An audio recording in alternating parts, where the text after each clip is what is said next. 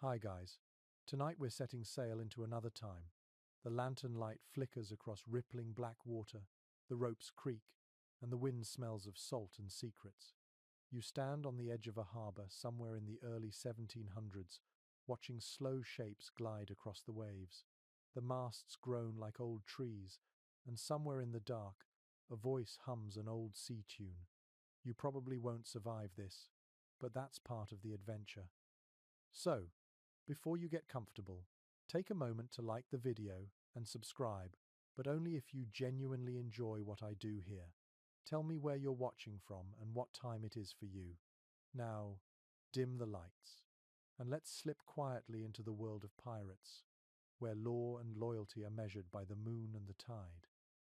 You can almost feel the rough planks beneath your bare feet. The air is warm and sticky, laced with the sharp tang of pitch and whale oil. Lanterns sway on long ropes, casting shadows over barrels stacked with stolen sugar, tobacco, and salted meat.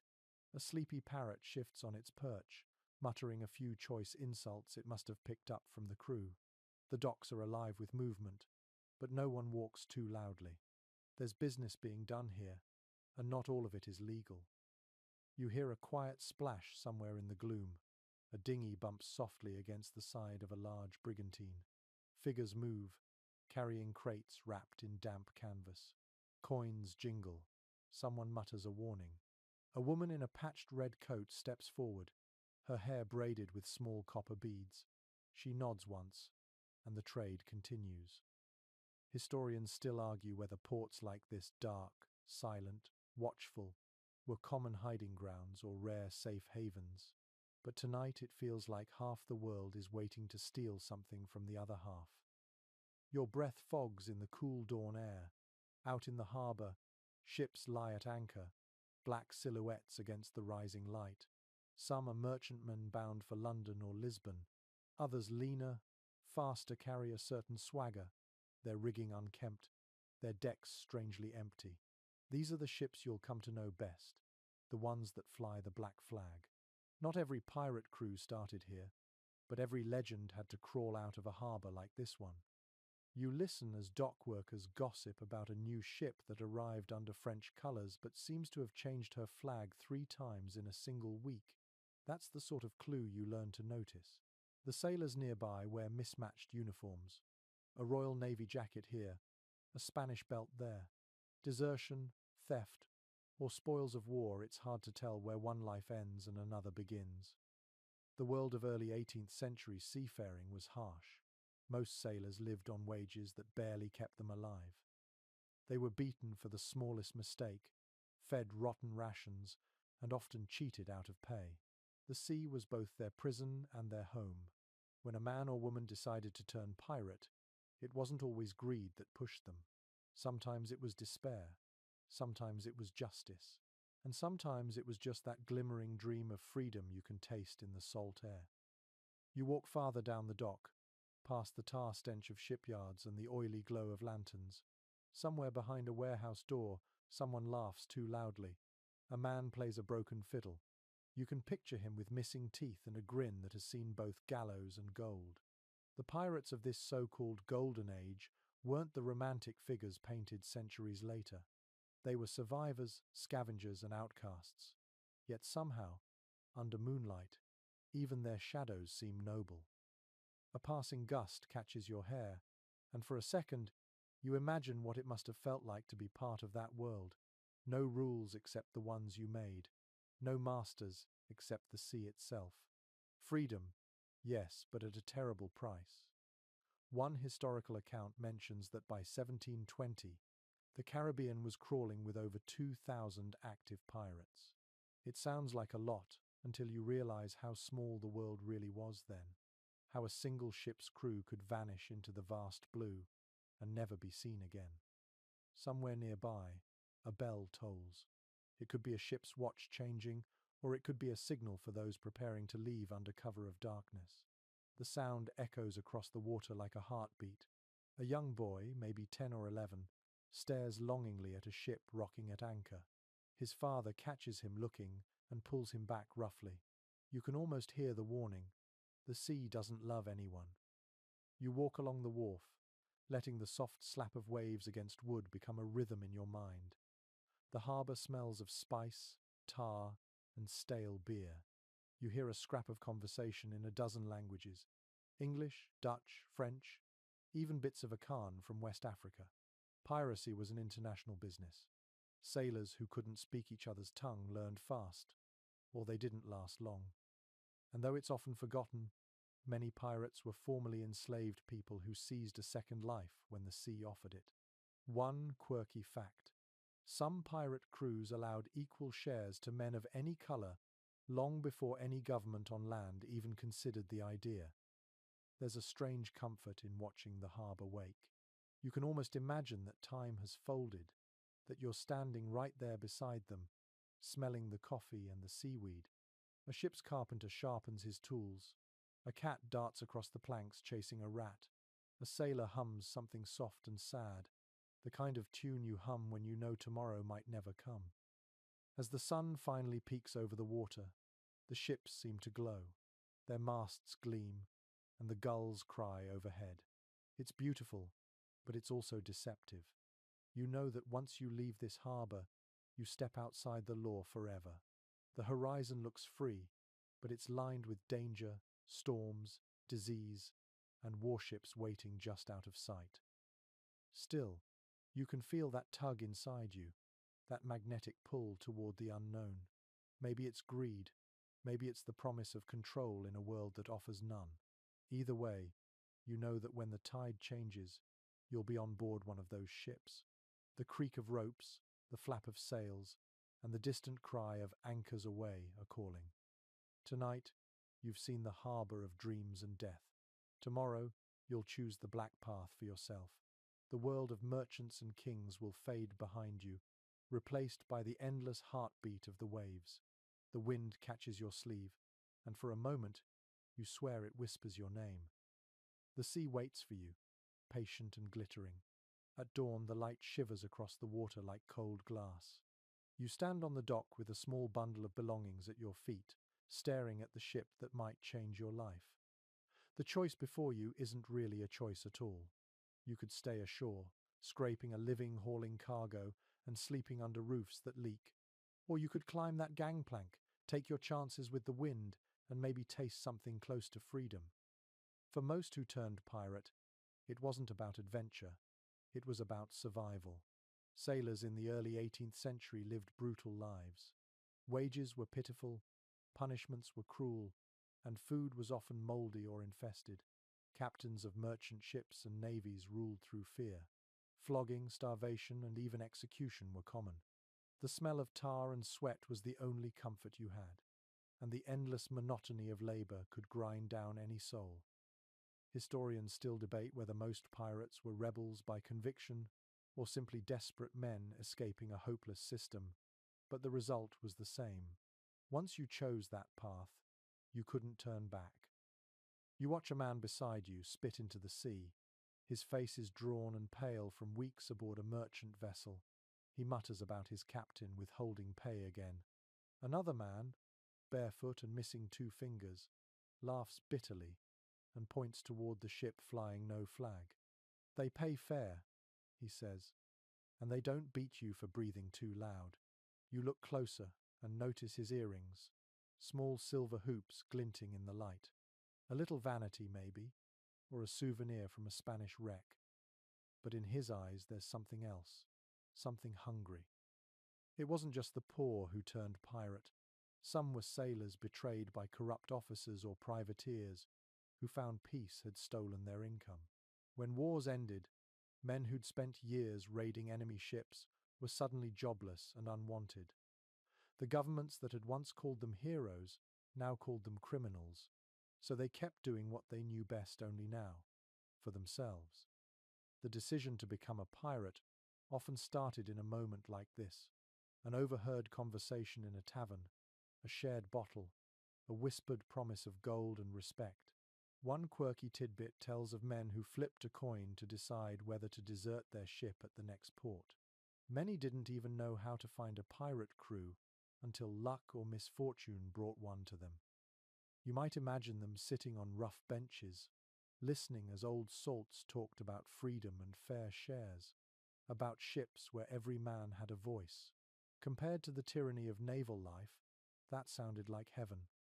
You pick up your bundle and feel its lightness. A spare shirt, a knife, maybe a coin or two. Not much to lose, really. Around you, the port begins to stir. The smell of roasting fish mixes with the sharper tang of gunpowder. Somewhere, a bell rings twice. It's time. The man with the missing fingers nods toward the waiting ship. The captain's taking hands, he says. Better hurry before she's full. You step closer and study the vessel. Her hull is scarred, her sails patched, yet she moves in the breeze with a strange grace. A blackbird perches on the bowsprit, watching you as if it knows your decision before you do. The captain appears at the rail, dressed not in finery, but in practical clothes worn smooth by salt. His voice carries clearly across the water. No masters here, he says. No lash. We share what we earn, we vote where we sail, and we fight for one another. But make no mistake, cowards and thieves have short lives with us. You feel a chill even in the heat. It was true that pirate ships were different. They ran on codes of fairness and consent rare for their time. Every major decision, from electing a captain to dividing loot, required a vote. Each man or woman had an equal say. It sounds utopian, but it worked surprisingly well, at least until greed or fear pulled it apart. You take a breath and step forward. The planks creak under your feet. Someone shoves a rough parchment toward you, dotted with names scrawled in all directions. The man holding it grins, revealing a mouth full of gold teeth. Name and mark, he says. If you've got no mark, make one. You glance down at the list. Some names are crossed out, others smeared with ink or blood. The paper smells faintly of rum. The choice is now real.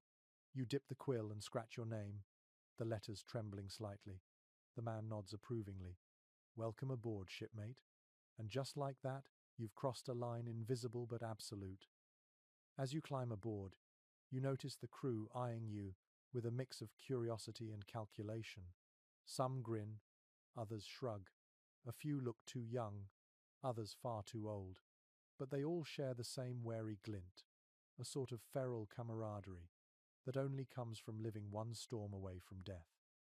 The deck feels alive beneath your feet, tar sticks to your soles, and the air buzzes with energy. A sailor hauls a rope while humming an Irish tune. Another sharpens his cutlass, pausing to glance up at the clouds. You can sense their readiness, that instinctive twitch for action that separates pirates from ordinary sailors. Historians still argue whether most pirates truly believed in freedom or simply wanted to be their own tyrants. Perhaps it doesn't matter. What mattered was that for the first time, you felt in control of your fate. The sea, indifferent and eternal, didn't care who you'd been yesterday, only what you could do today. The anchor chain rattles, and the ship slowly begins to turn with the tide. You lean against the rail and watch the harbour recede. The world you knew, the debts, the hunger, the rules all shrinking into distance. Ahead, only open water.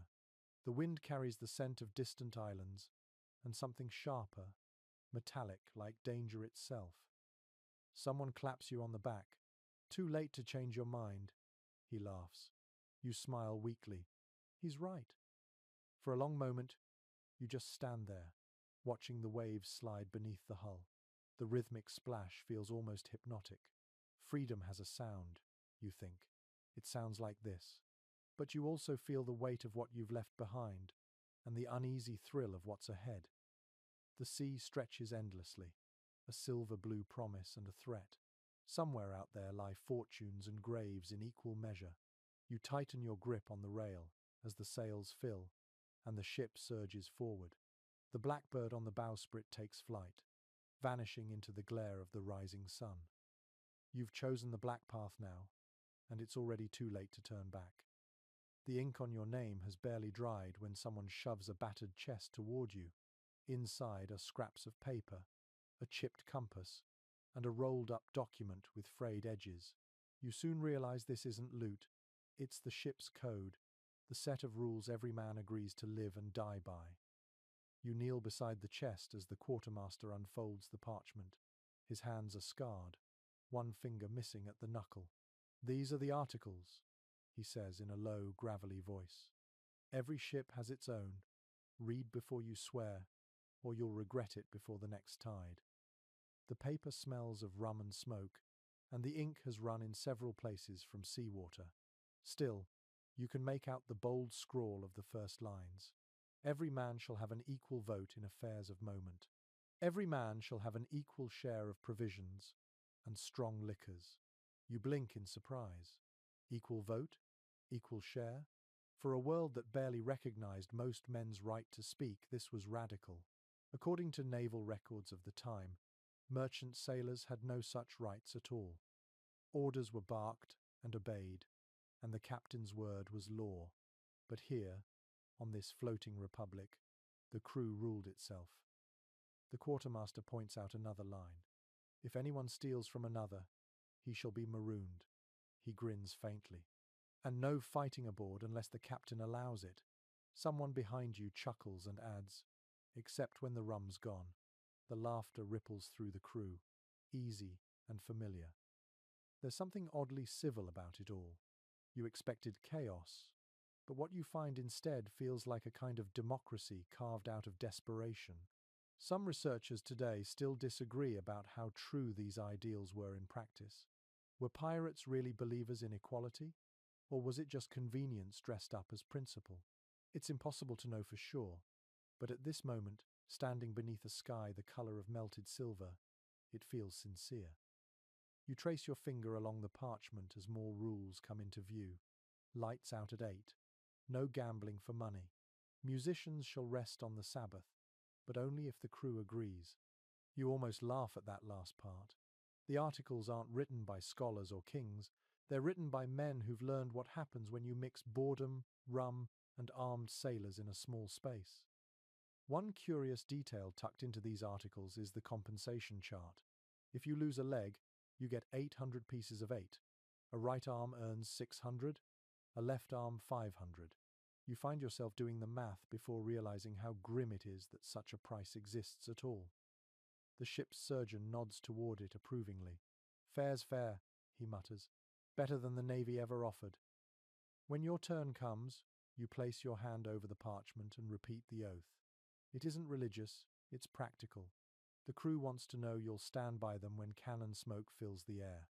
The words taste strange on your tongue, like salt and rust. "I'll hold true to ship and crew, in calm or storm, till the sea takes me or I take her." The quartermaster closes the chest with a loud thud. "You're one of us now." The others cheer half-heartedly, more from habit than excitement. You're just another body to man the sails, another set of hands to pull a trigger. But even so, you feel something loosen inside you, a knot you didn't know was there.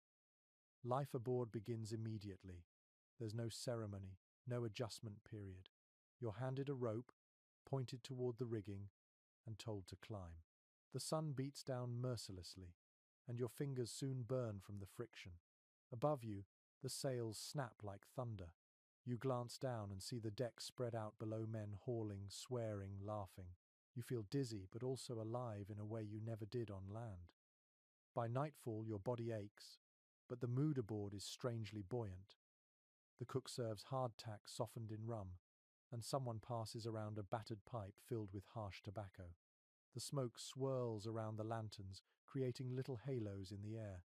You sit near the mast, exhausted, listening as a sailor tells a story about a cursed ship that sails with a skeleton crew.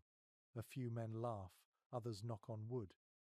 An old logbook from a captured vessel once described pirate discipline as harsh yet strangely fair. The captain was bound by the same rules as his crew. If he overstepped, the men could vote him out. Imagine that on a ship in 1718, a captain who answered to his crew. The concept feels years ahead of its time. Someone nudges you with a grin. "Careful what you wish for," he says. "Freedom's heavy once you carry it." You smile weakly and nod, unsure if it's wisdom or warning. As night deepens, the sea becomes a mirror for the stars. The ship rocks gently, and the ropes creak like sleepy whispers. The articles are tucked safely away again. but you can still feel their presence, the invisible net binding every man aboard. You think about the cost of that freedom, the risks, the punishment for betrayal, the promise of gold that might never come. You lie back against a coil of rope, staring up at the vast sky. The stars shimmer like lanterns guiding you into an uncertain dream. Somewhere below, the ocean hums softly, patient and endless. You close your eyes, and for a moment, you forget the gallows, the hunger, the storms waiting beyond the horizon. You've signed away your past. The ink is dry, and the code is sealed. From this point on, you live and die by the articles and the will of the sea. The morning after you've signed the articles, the ship feels alive in a new way. The air hums with anticipation, the ropes sing softly under strain, and the sea glitters with that deceptive calm that sailors never trust. You wake to the shouts of men hoisting sails, their muscles slick with sweat and salt. The smell of tar and old wood fills your lungs as you stumble toward the rail. Today, you'll sail as a pirate for the first time. The captain's voice cuts through the noise. "Loose the topsails! Heave the anchor!" Every order is echoed down the line, answered by grunts and laughter. The rhythm of the work takes hold. You pull, you sweat, you breathe in time with the others. And when the ship finally starts to move, it's like a living thing beneath you, groaning and sighing as she leans into the wind. For a moment you forget fear. The world seems endless. The harbour fades behind you, shrinking into a smear of colour. Ahead lies open water, the wide blue stage of your new life. It's the first true taste of freedom you've ever known.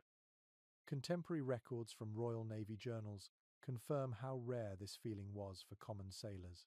On a naval vessel, discipline ruled every heartbeat. Rations were measured by ounce, time by the bell, and the captain's word was law. On a pirate ship, things were different. The same orders might be shouted, but there's a current of choice running through it all. You can feel it in the men's laughter, in their swagger, in the way they move like a pack of wolves rather than trained hounds. One peculiar habit catches your eye. Each time the ship tilts into a gust, a man near the bow spits over the side, murmuring something about keeping the spirits calm. Another sailor touches a small charm around his neck, a coin with a hole drilled through it. "For luck," he tells you, winking. It's a curious little superstition, one that would outlast the age of piracy itself. Sailors believed coins carried protection from drowning, though how a piece of silver could calm the sea is anyone's guess. The captain strides along the deck, watching his crew. He's not a tyrant, not yet. He moves with easy authority, his eyes scanning every rope and sail. When he passes you, he pauses, studying your hands. "You've worked a line before," he says. You nod, half lying, half remembering the days you spent on a merchant brig. He smirks. "Then you'll do." The day stretches long, the sun relentless. You work until your arms ache, the salt drying white on your skin. But between the labour, there are moments of strange beauty. Flying fish flash silver in the sunlight. The sails fill with a soft boom, snapping and breathing like great lungs. The sound of waves slapping the hull becomes a kind of music. As dusk approaches, the horizon burns gold. The wind dies down, and the ship slows to a steady roll. The crew gathers near the mainmast for a brief rest. Someone strums a fiddle, another taps rhythm on a barrel. The quartermaster distributes the evening ration of grog, that unholy mixture of rum, water, and whatever else might be at hand. You take a cautious sip. It's rough, sharp, and burns pleasantly down your throat. An older sailor leans toward you and grins. "First sail's always the sweetest," he says. "After that, the sea owns you." You ask what he means, but he only chuckles. "You'll see soon enough." In the distance, another ship glides along the fading horizon, her sails pale in the twilight. The lookout shouts, and suddenly the deck is alive again. Men spring to their stations, eyes fixed on that distant silhouette. The captain raises a spyglass, studying it for a long moment. "Merchantman," he says quietly. Too far for tonight, but we'll keep watch. It's the first real sign of what you've become. The thrill in the air is unmistakable. This is what they live for. The chase, the strike, the promise of plunder. You feel it too. A faint pulse of excitement mixed with dread. You're not ready for battle yet, but soon you will be. Some modern historians suggest that for many pirates, the idea of freedom was inseparable from danger. The sea itself became both their refuge and their enemy. Others argue that it was simply economics. If you're starving, and the world refuses to pay you fairly, taking what you need becomes a kind of logic. Both explanations fit easily as the ship cuts through the darkening water, the stars rising one by one above the sails. The night grows quiet except for the creak of timbers and the slap of waves. Lanterns swing gently, casting golden circles on the deck. You lie awake for a while, feeling the slow rhythm of the ship's motion beneath you. Each sound, each sigh of rope and splash of foam feels like a lullaby. The sea is teaching you its language. Every creak, every gust, every silence carries meaning. A shift in wind, a sudden stillness, a faint change in pitch. By the time you drift to sleep, you can almost hear it whispering to you, words shaped in salt and spray. You belong to me now. Tomorrow, the wind will rise again, and your life as a pirate will truly begin. You wake to the low groan of wood and the rhythm of boots above your head. The air below deck is thick with heat and damp, heavy enough to taste. Your hammock sways gently in the darkness, creaking with each roll of the ship. The smell hits you first: salt, sweat, smoke, and something sour. It's not unpleasant exactly, just human in a way that reminds you this floating world is alive, crowded, and lawless. You swing out of the hammock, bare feet landing on sticky planks. The light from a small lantern flickers, catching on rusted nails and dangling ropes.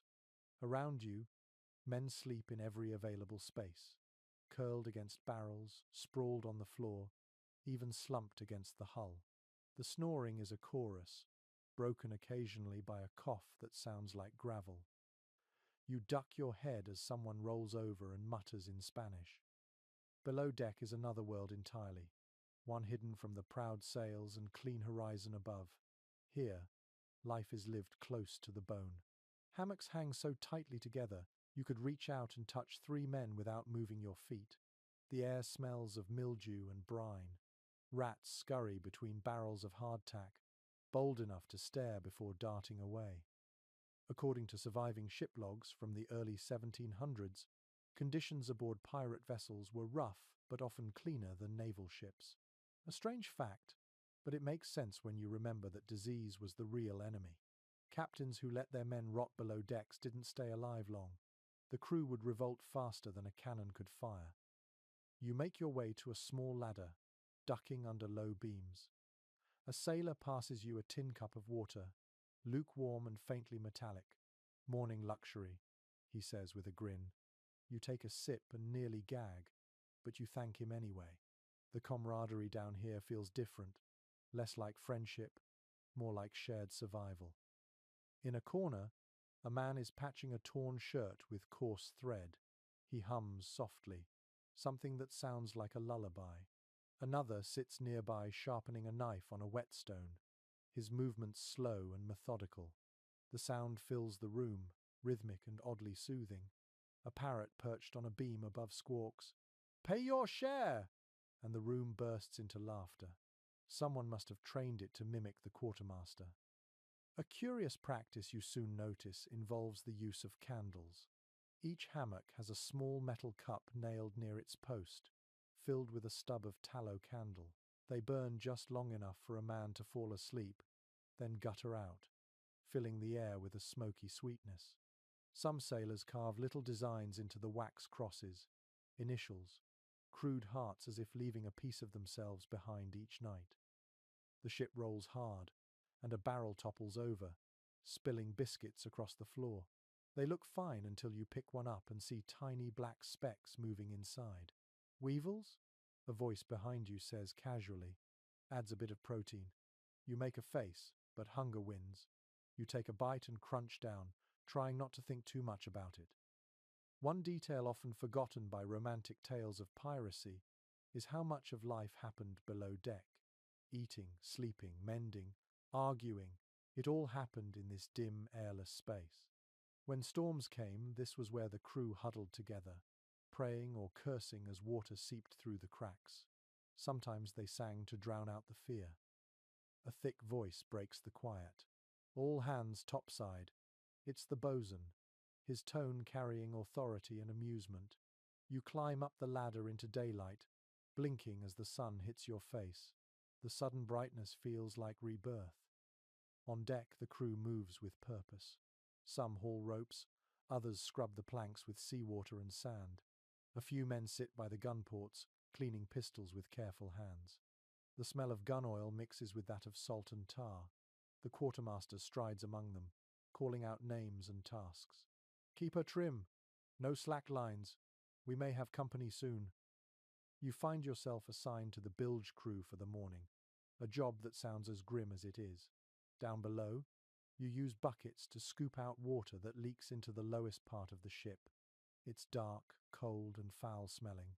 The water sloshes thick and greasy, filled with fragments of wood and the occasional fish that found its way inside.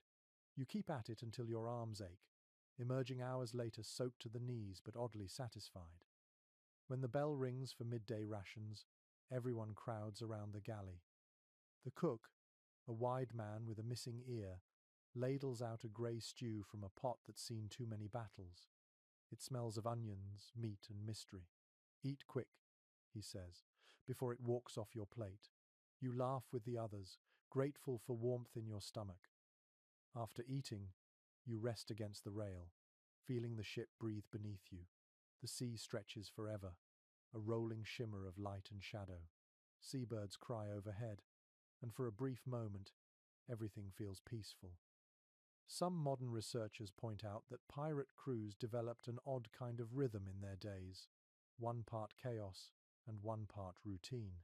Work, rest, song, watch each repeated until it became its own kind of order. It was the only way to stay sane in a life where any day could end in storm or gunfire. As evening falls, you head back below deck. The lanterns glow softly now, turning the shadows gold. The air is still heavy but familiar. Someone begins humming again, a slow tune that winds through the hammocks like smoke. The parrot mutters something unintelligible, then sighs, as if it too is tired. You close your eyes, listening to the heartbeat of the ship, the creaks, the sighs, the quiet laughter. They blend into a single sound, the pulse of this strange floating home. You're no longer an outsider. You're part of the noise now, part of the rhythm that never stops. By the next dawn, the rhythm of pirate life has already begun to seep into your bones. You wake to a sky the color of faded copper and the slow sway of the ship beneath you. The cook's bell clangs twice, signaling the morning ration. You drag yourself up, your stomach grumbling louder than the waves. Breakfast is hardtack again. You pick up one of the biscuits, tap it against the table, and listen to the dull, stone-like thud. If it doesn't break your teeth, it's not real food, someone jokes nearby. You laugh, though your jaw aches as you take the first bite.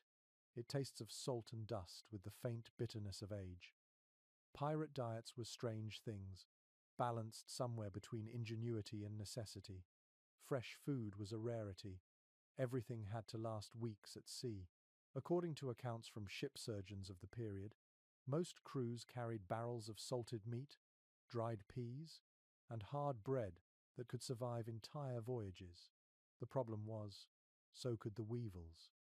To make it bearable, pirates turned to the one ingredient that never spoiled rum. Mixed with water to form grog, it was both drink and medicine, at least in their eyes. One curious detail you notice is that some sailors sprinkle a pinch of nutmeg or cinnamon into their cup when they can find it, claiming it keeps the sea spirits away. You take a sip, and it burns down your throat like fire wrapped in sweetness. The cook, known simply as Grub, moves among the men like a ringmaster. His left eye is covered with a patch, and his apron looks like it has seen more battles than the ship's flag. He ladles out the morning stew, grumbling, "Complain all you want, but this'll keep you upright when the storm hits." You glance inside the pot. Whatever's floating in there might once have been fish, or might still be. Between meals, life settles into a strange pattern. You haul ropes, scrub decks, and patch sails. When the sun climbs high, the heat becomes unbearable, and the smell of sweat mingles with that of rotting food and tar. Some men strip to the waist, their backs tattooed with anchors, skulls, or half-finished poems. Tattoos were a mark of pride among sailors, a permanent journal of where they'd been and what they'd survived. By midday, the ship grows quiet. Some men nap in the shade of the sails. Others play dice on overturned crates, the clatter blending with the slap of waves. You notice one man holding a lemon wedge like a treasure. He bites it slowly, eyes closed, savoring each drop. You ask him where he got it. "Prize from a merchant brig," he says. "Worth more than gold out here." He's not exaggerating. Scurvy, the slow, cruel disease born of vitamin starvation, was the true terror of the sea. Teeth fell out, skin split, and wounds refused to heal. It could wipe out half a crew long before the enemy's cannon did. But pirates, unlike many naval captains, often listened to experience rather than rank. Some kept barrels of pickled cabbage or citrus when they could. The trick wasn't widely understood, but it worked. The day drifts by in slow rhythm. Work, grog, laughter, curses. You start to see how these men survive. The sea demands constant attention, but it also gives moments of peace. In the evening, the horizon blazes with light, and the air turns cool and soft. The crew gathers again for the night ration, and someone begins to sing. It's a low tune, rhythmic and haunting, a song about a lost ship and a captain who bargained with the moon. The words blend with the creak of ropes and the crash of waves, wrapping the deck in something that feels ancient. You close your eyes and listen. One peculiar tradition among seafarers was the ritual of sharing the last sip of grog before sleep. It wasn't about generosity, it was superstition. Whoever finished the last drop was said to wake with luck. The man beside you raises his cup toward the stars. "To fair winds and fat prizes," he says. You echo the toast, and the others follow. The sound of clinking cups carries across the dark water like a promise. Some modern historians argue that pirate life, harsh as it was, offered more dignity than service under a navy. Food, pay, and even leisure were more evenly shared. It wasn't equality as philosophers imagined it, but it was something real enough to keep men loyal longer than gold ever could. You sit for a while after the others drift away, watching the phosphorescent glow in the wake. Tiny lights flicker where the oars cut through the sea, like stars scattered underwater. You imagine the spirits the sailors talk about, gliding just below the surface. Maybe they're listening too, drawn by the songs and the taste of rum. When you finally crawl into your hammock, the smell of salt and stew clings to your skin. The ship rocks gently, and somewhere a man snores like distant thunder. You smile, eyes heavy, thinking how strange it is that a life so rough can still feel so alive. The sea hums quietly against the hull, the oldest lullaby in the world. Morning light filters through the rigging like ribbons of gold, and you wake to the sound of hammering. On the deck, men are gathered around a small table, covered in metal tools, ropes, and an assortment of strange objects that glint in the sun. Today, you'll learn about the tools that make a pirate both terrifying and oddly ingenious. The quartermaster motions you over. "Time to earn your keep," he says, handing you a flintlock pistol. It's heavier than you expect, its barrel scarred and dented. The wood smells of oil and salt. You run your thumb over the carved initials near the trigger, someone's mark, maybe the last man who used it. Firearms of the early 18th century were unreliable, but in the hands of a pirate, they became symbols as much as weapons. The flintlock, the cutlass, the boarding axe, these were the tools that built legends. Naval reports from the era describe pirates firing pistols once, then tossing them aside to draw blades. Reloading during combat was nearly impossible. A typical pirate might carry 2 or 3 pistols strapped across his chest, ready to fire in quick succession. The quartermaster shows you how to prime the pistol, how to pack the powder, how to blow gently to settle it. The metallic tang of the powder fills your nose. Treat her kindly, he warns. She bites if you rush her. You nod, trying not to cough as the smoke curls into the wind. Nearby, a group of men sharpen their cutlasses on a whetstone. The screech of metal against stone sets your teeth on edge. Each blade is different, some curved like claws, others straight and heavy. "Take a look at this beauty," one sailor says, showing you a blade etched with strange symbols. Spanish steel. Won it off a man who tried to cheat at cards. He grins, showing teeth stained dark by tobacco. One curious fact you soon learn is that pirate ships carried surprisingly few cannons compared to naval vessels. Heavy guns slowed a ship and made her harder to maneuver. Speed and surprise mattered more than brute force. Instead, pirates favored smaller swivel guns and grenados, small clay bombs filled with powder and scrap metal. The crew called them iron kisses. As you help carry ammunition to the magazine, the smell of gunpowder grows sharp enough to sting. Barrels are stacked neatly, covered in tarred cloth to keep them dry. The master gunner, a wiry man with one eye clouded white, supervises every move. "Careless hands make widows," he says quietly as you pass him a barrel. The ship seems to hold its breath while he works. After the loading drills, you're sent to help with the cargo inventory. The hold is full of stolen goods, bolts of silk, barrels of sugar, crates of spices, and chests of indigo. It's a strange assortment, more trade than treasure. You run your fingers through a pile of nutmeg and breathe in the sweet, warm scent. "Worth a king's ransom in London," a sailor murmurs. He's right. The world runs on trade, and pirates are its shadow merchants. One entry from a captured merchant log notes how pirates sold stolen goods openly in ports that pretended not to notice.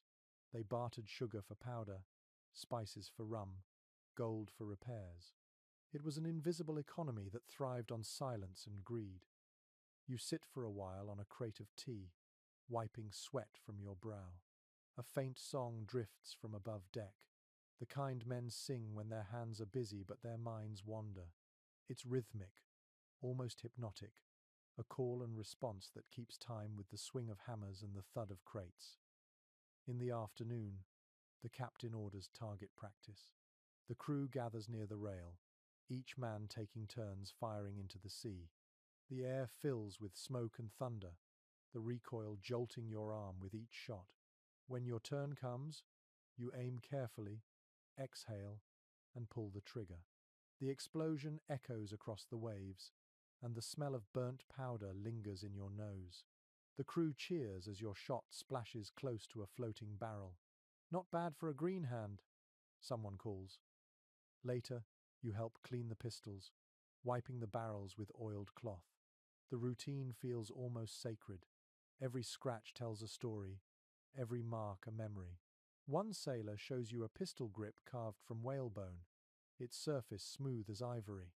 "Gift from a lady in Havana," he says with a wink. Or maybe from her husband. Hard to remember. Some maritime historians believe pirates had a strange relationship with their weapons, part tool, part identity. A man's blade might be buried with him if the crew had time. Others tossed them into the sea in silent tribute when one of their own died.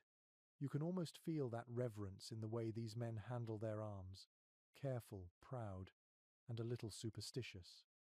As the sun dips toward the horizon, the deck quiets. Tools are stowed, pistols polished, and the smell of smoke fades into the night air. You lean on the rail, hands still blackened from powder. The sea glows in soft orange light, calm and endless. You realize something as you watch the waves. Piracy isn't just violence or greed.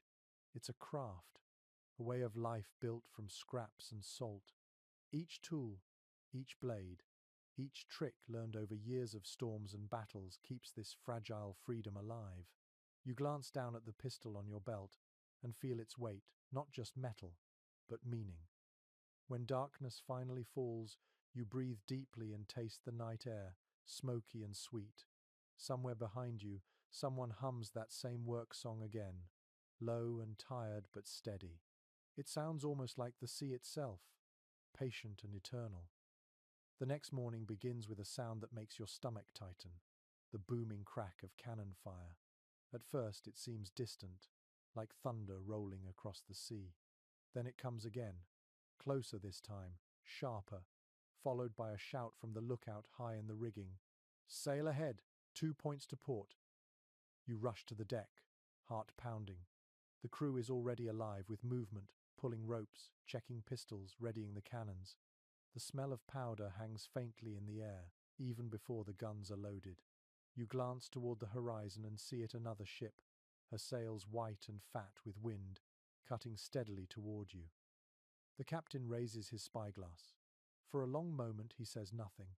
Then he lowers it with a smile that's half thrill, half calculation.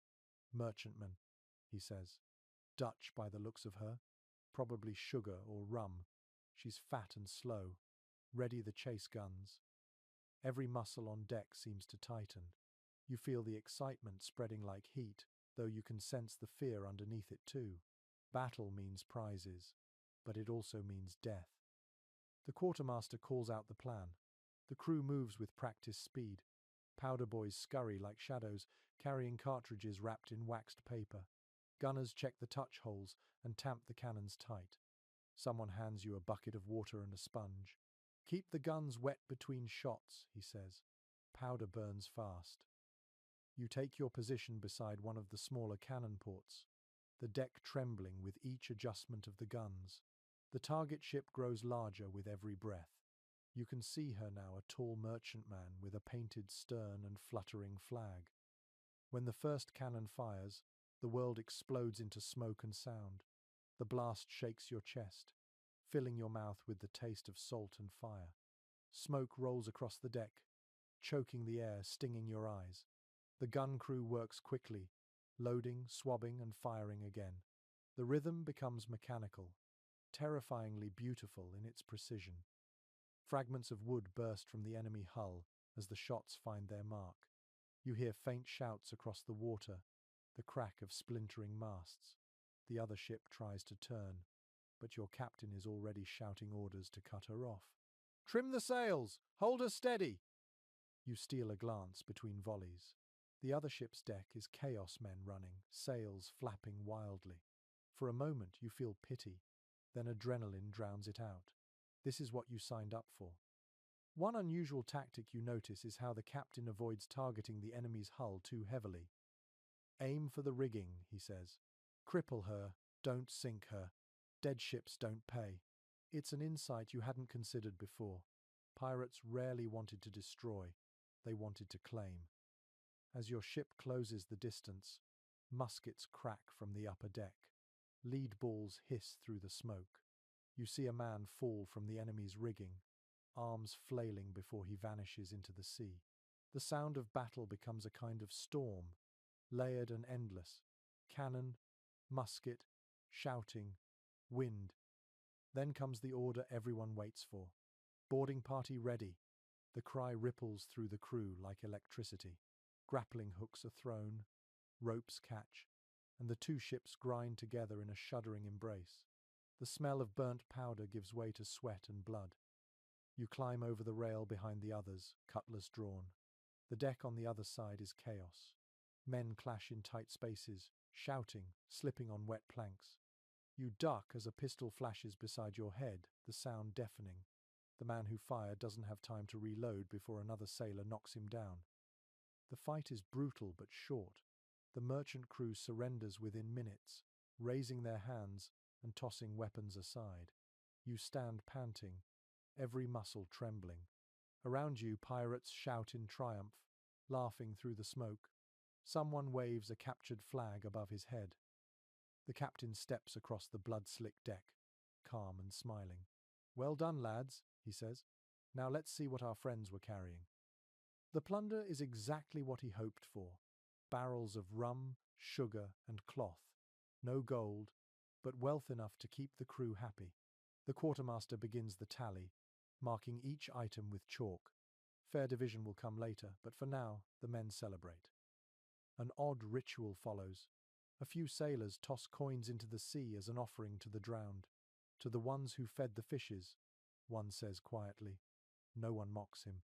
Even in this world of violence, respect for the dead runs deep. According to surviving letters from captured pirates, such moments of silence were common after battle. It wasn't remorse exactly, but recognition the sea takes what it wants. Some scholars suggest that these gestures helped crews hold onto their humanity amid bloodshed. You can feel it too, that strange balance between savagery and sorrow. As the ships drift apart, you stand at the rail, watching the wounded merchant vessel limp toward the horizon. Your ship rocks gently now, the tension gone, replaced by exhaustion. The deck smells of smoke, sweat, and spilled rum. When the sun sets, the sea glows red, and the crew begins to sing. The tune is rough but steady, a chorus of tired voices carried by the wind. You hum along without knowing the words. For the first time, you've seen battle and survived. You should feel fear or guilt, but instead you feel something quieter, deeper. The rhythm of the sea has taken root in you. The waves rise and fall, indifferent and eternal. Above them, your ship sails on, alive, scarred, and free. By morning, the smell of smoke has faded, replaced by the sweet scent of spilled sugar and the heavy aroma of rum. The crew moves slower today, bruised and weary but grinning like men who have cheated death. The captured goods lie in neat piles across the deck, each barrel marked with chalk symbols. The quartermaster stands beside them, ledger in hand, calling out numbers while the men gather to listen.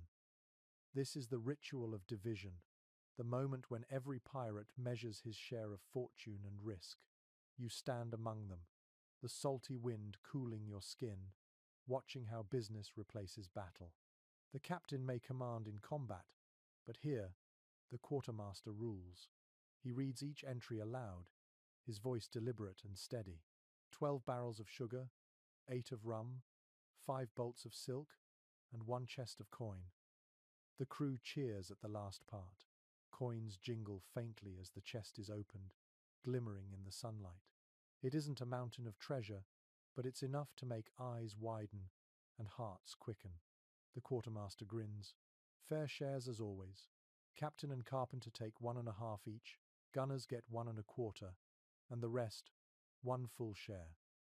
According to preserved pirate codes from the early 18th century, this system of equal distribution was surprisingly democratic. The hierarchy was practical rather than noble. Each man's share reflected his risk and skill, not birth or title. In a world where sailors ashore barely earned a few shillings a month, this was freedom of another kind.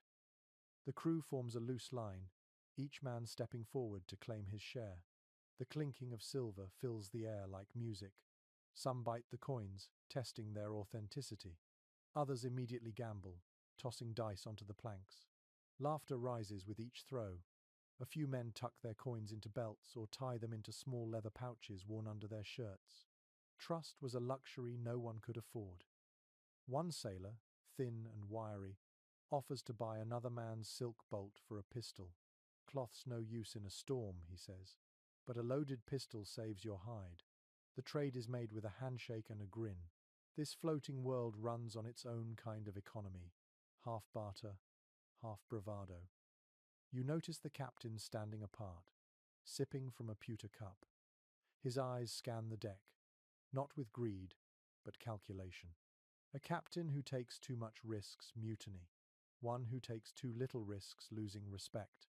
The balance is delicate, and every man knows it. An odd little custom follows the payout. The cook rolls a pair of bones carved from whale ivory, and whoever throws the lowest number must scrub the deck for a week. The loser groans as laughter erupts around him. The act isn't cruel, just a release after tension, a reminder that life, for now, is good. As the afternoon wears on, the rum barrels are opened for celebration. Cups are passed, songs begin, and for a few hours The ship becomes something like a tavern. The sea stretches calm and blue around you, glittering like polished glass. Someone strums a fiddle while another beats rhythm on an empty barrel. The sound is uneven but joyous. In a quieter corner, two older sailors sit with their coins laid out before them, arranging them in patterns. "Never count your luck all at once," one says softly. It invites the sea's jealousy. You remember the offering of coins tossed into the water after battle and realize how superstition wraps itself around everything here. For men who live without certainty, even small rituals feel sacred. Later, the quartermaster gathers what remains of the cargo to trade at the next port. The crew helps restow barrels, lashing them tight. You can feel the satisfaction in their movements. Every rope pulled, every lid secured means more days of food, more powder, more life. Documents left by captured privateers suggest that such order surprised the officials who interrogated pirates. They expected chaos, but found instead a kind of rough pragmatism. These men might be outlaws, but they were professionals in their own brutal trade. As the sun begins to sink, the celebration quiets. Some men sleep where they sit, others lean against barrels and stare at the glowing horizon. The sea turns copper and violet, soft waves licking against the hull. You sit with your cup of rum, the coins in your pocket clinking softly with each movement. The weight feels strange, part triumph, part burden. The captain joins you for a moment, his shadow stretching long across the deck. "You did well yesterday," he says simply. His voice is calm, almost kind. "Don't let the silver fool you, though. It shines brighter than it lasts." You nod, unsure how to answer. When he walks away, you glance down at the reflection of the fading sun in your drink. It ripples, fractured by every movement of the ship. You think about how easily fortune shifts, how quickly the sea can take back what it gives. As the first stars appear, you lie back against a coil of rope, listening to the murmured talk of men counting their spoils. Laughter fades into snores, and the night wind cools your face. Somewhere below, water sloshes gently in the hold, steady and indifferent. You close your eyes, the taste of rum still warm on your tongue. Today was victory. Tomorrow will be something else. On a pirate ship, the tide of fortune never stays still for long. When dawn breaks again, the ship smells of salt, wood smoke, and drying rum. The crew stirs slowly, nursing sore heads and quiet hangovers. Today the sea is calm, a flat sheet of silver under a sky streaked with pale pink. Somewhere far off, gulls cry, and the sound feels almost like laughter. You lean on the rail, watching the horizon. The last few days have been filled with motion and noise, but now there's something different in the air. Expectation. The captain stands near the helm, scanning the waves with his spyglass. "We'll make Nassau by nightfall," he says to no one in particular, and just like that, the mood changes. Nassau. The name moves through the crew like a spark through dry rope. Even the laziest sailors suddenly find energy. Nassau isn't just a port, it's the closest thing pirates have to home. By midday, the wind picks up, filling the sails with a soft, booming rhythm. The ship moves faster, cutting through waves that glitter like glass. You can smell land before you see it, the faint sweetness of mangroves and smoke carried by the breeze. Then, on the horizon, the island appears, rising green and gold out of the blue. As you draw closer, the scene unfolds like a fever dream. Ships of every shape and size crowd the harbour, some flying tattered flags, others none at all. Their hulls are patched and scarred, their decks loud with music and laughter. From shore comes the thump of drums, the smell of roasting meat, the chatter of 100 tongues. Nassau is chaos, and it is glorious. Accounts from British officials of the early 1700s describe Nassau as a den of rogues and thieves, but that doesn't capture its spirit. Here, freedom hums in the air like static. The island has no law but the seas. If you can pay, trade, or fight, you belong. As your ship anchors, Small boats paddle out to meet you. Locals wave, calling out offers in a jumble of languages: English, French, Creole, even bits of West African dialects. They sell coconuts, fruit, and tobacco, tossing them up for coins. You buy a mango, its flesh warm and sweet, and for a moment you forget every hardship of the past weeks. The crew prepares to go ashore. The quartermaster warns everyone to keep watch for thieves, but the grins on their faces say they're already halfway drunk on the thought of solid ground. You join them in the longboat, the oars dipping into turquoise water that glows like melted glass. The beach feels strange under your feet, soft and hot. You walk past palm trees and rough wooden shacks painted in bright, uneven colors. A pig trots across the path, snorting. Music drifts from an open tavern, the notes of a fiddle rising above laughter. Inside, the tavern smells of sweat, smoke, and spice. Tables overflow with sailors, privateers, smugglers, and women who move through the crowd with practiced ease. Rum spills across the floor, and the sound of dice and song fills the air. Someone shouts a greeting to your captain, and within minutes, drinks are being poured, stories traded, and bets placed. One odd detail catches your eye: a corner table where two men and a woman are drawing up what looks like a contract. You realize with surprise that they're negotiating over the sale of a captured ship. In Nassau, even crime has its paperwork. It's an open secret that many merchants here buy stolen goods without question. Everyone profits, and no one asks too many questions. A sailor you recognize from the gun crew nudges you. "Careful with your coin," he warns. "This place'll charm the last shilling out of your pocket." He's right. The tavern is full of temptations: cards, drink, music, companionship. But it's also full of danger. Fights can erupt over a glance, and knives are faster than apologies. In a quieter corner, you meet a man who claims to have sailed with Blackbeard himself. His beard is braided with ribbons, and his eyes gleam with mischief. "The trick," he says, leaning close, "is not the smoke or the guns. It's fear. Make them think you're a monster, and half your work's done before you fire a shot." He laughs, but you see something in his expression, a flicker of truth. Evening comes quickly. Lanterns flicker to life, painting the beach in warm light. The sound of music drifts over the water, mingling with the crackle of bonfires. You wander along the shore, watching shadows dance on the waves. The stars above are sharp and clear, their reflections trembling on the surface. One curious scene catches your attention: a group of sailors standing around a freshly dug pit, each tossing in a coin before filling it with sand. "For luck," someone explains, "so the sea doesn't take it back from us." You smile at the ritual. Even surrounded by freedom, they still fear the ocean's hunger. Later, you sit by the water with your cup of rum, watching the harbor lights shimmer. Somewhere behind you, laughter erupts again, followed by a cheer. A fiddle starts up another tune. Nassau never sleeps. In that moment, you realize this place is more than refuge.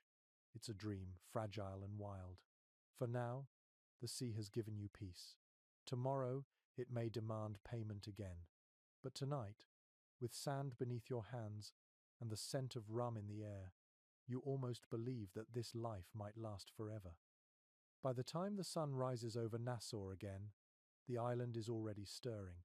Smoke curls from cooking fires. Gulls shriek above the harbor, and the air carries a sticky sweetness of palm sap and rum. You walk along the beach barefoot, the sand cool in the morning shade. Around you, the wreckage of the previous night's revelry lies scattered: overturned cups, broken shells, a single boot half buried in the tide line. Today feels different. The celebration has quieted, replaced by murmured talk of legends, rumors, and names spoken with admiration or fear. Among them are two that seem to hang in the air like a challenge: Anne Bonny and Mary Read. You first hear their names at a small tavern built from driftwood and ship planks. Inside, a woman in a faded red scarf is telling their story to a crowd of half-sober sailors. Her voice rises and falls with the rhythm of the sea. Two women dressed as men sailing and fighting alongside Calico Jack. They were fiercer than half the crew and twice as smart. The men listening nod. Some scoff, but no one interrupts. You lean closer, drawn by the mixture of disbelief and wonder in their eyes. Pirates, after all, are not easily impressed. Contemporary court records from 1720 confirm the existence of both Anne Bonny and Mary Read, though the details blur between history and myth.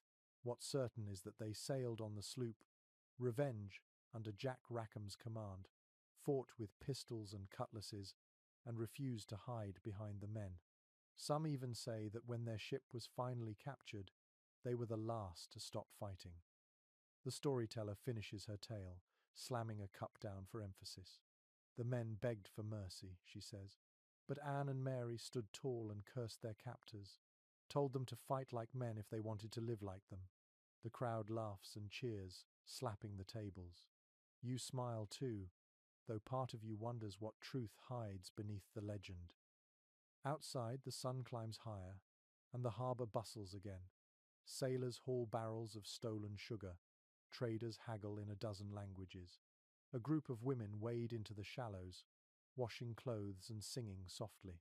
One of them wears a knife strapped to her thigh, a silent reminder that here, everyone learns to defend what's theirs. Historians who study piracy still debate how common women at sea truly were. Some claim Anne and Mary were exceptions. Others believe there were more who disguised themselves to escape the cages of their old lives. Whatever the truth, the sea seems to erase boundaries that land enforces. Out here, strength and loyalty matter more than gender or birth. You wander farther inland, past palm trees and crooked huts, until you reach the edge of a clearing where several small ships are being repaired. The air smells of tar and sawdust. A woman in a loose white shirt shouts orders to a group of men patching a hull. Her voice is steady and commanding. She notices you watching and grins. "Don't just stand there," she says. "If you've got two hands, grab a hammer." You hesitate, then laugh and join in. The work feels good, steady, rhythmic, alive. Later, when you rest, she sits beside you, wiping sweat from her brow. Her name is Grace, though the crew calls her Red for the color of her scarf. "Used to cook for a merchant ship," she tells you. "Captain thought I was harmless. He was wrong." She laughs, tossing you a piece of dried mango. "Sees a better master than any man I've met." There's something about her voice that feels familiar, as if she carries echoes of every woman who ever defied expectation. In her eyes, you see the same fire that must have burned in Anne Bonny's or Mary Read's, the determination to live on their own terms, even if it meant dying for it. As evening falls, the harbour glows with lantern light. You find yourself at another tavern where the captain sits with a small group of locals, trading stories for information. You join them just in time to hear talk of a French treasure ship sighted near Hispaniola. The captain leans back, eyes gleaming. "A fat prize if we can reach her before the Navy does." The men nod, but there's hesitation too. The sea has a way of punishing greed. The conversation drifts to the stories of Anne and Mary again. Someone mentions that they were both captured while pregnant, spared from the gallows only because of it. Another sailor shakes his head. Some say they escaped. Others say they died in prison. The truth is uncertain, but their legend refuses to fade. You sit quietly, tracing the rim of your cup with your finger, thinking of them, their courage, their anger, their laughter. In a world ruled by men, they carved their own names into the wood of history. It's said that Anne Bonny's last words to Jack Rackham before his execution were, "If you'd fought like a man, you wouldn't be hanging like a dog," a line too sharp to forget. Outside, waves whisper against the shore, and the night breeze carries the scent of salt and wildflowers. You step out into the cool air, letting the noise of the tavern fade behind you. The stars stretch wide and bright above Nassau, and for a moment, you think about how the sea makes rebels of everyone who listens too closely to its call. You close your eyes, imagining the sails of revenge billowing in the wind, the laughter of two defiant women cutting through the roar of battle. The world may forget their faces, But the sea remembers. When the next dawn creeps across the harbour, you wake to the sound of gulls fighting over scraps and the low murmur of waves against the hull. Nassau fades behind you in the distance, a shimmer of colour on the horizon.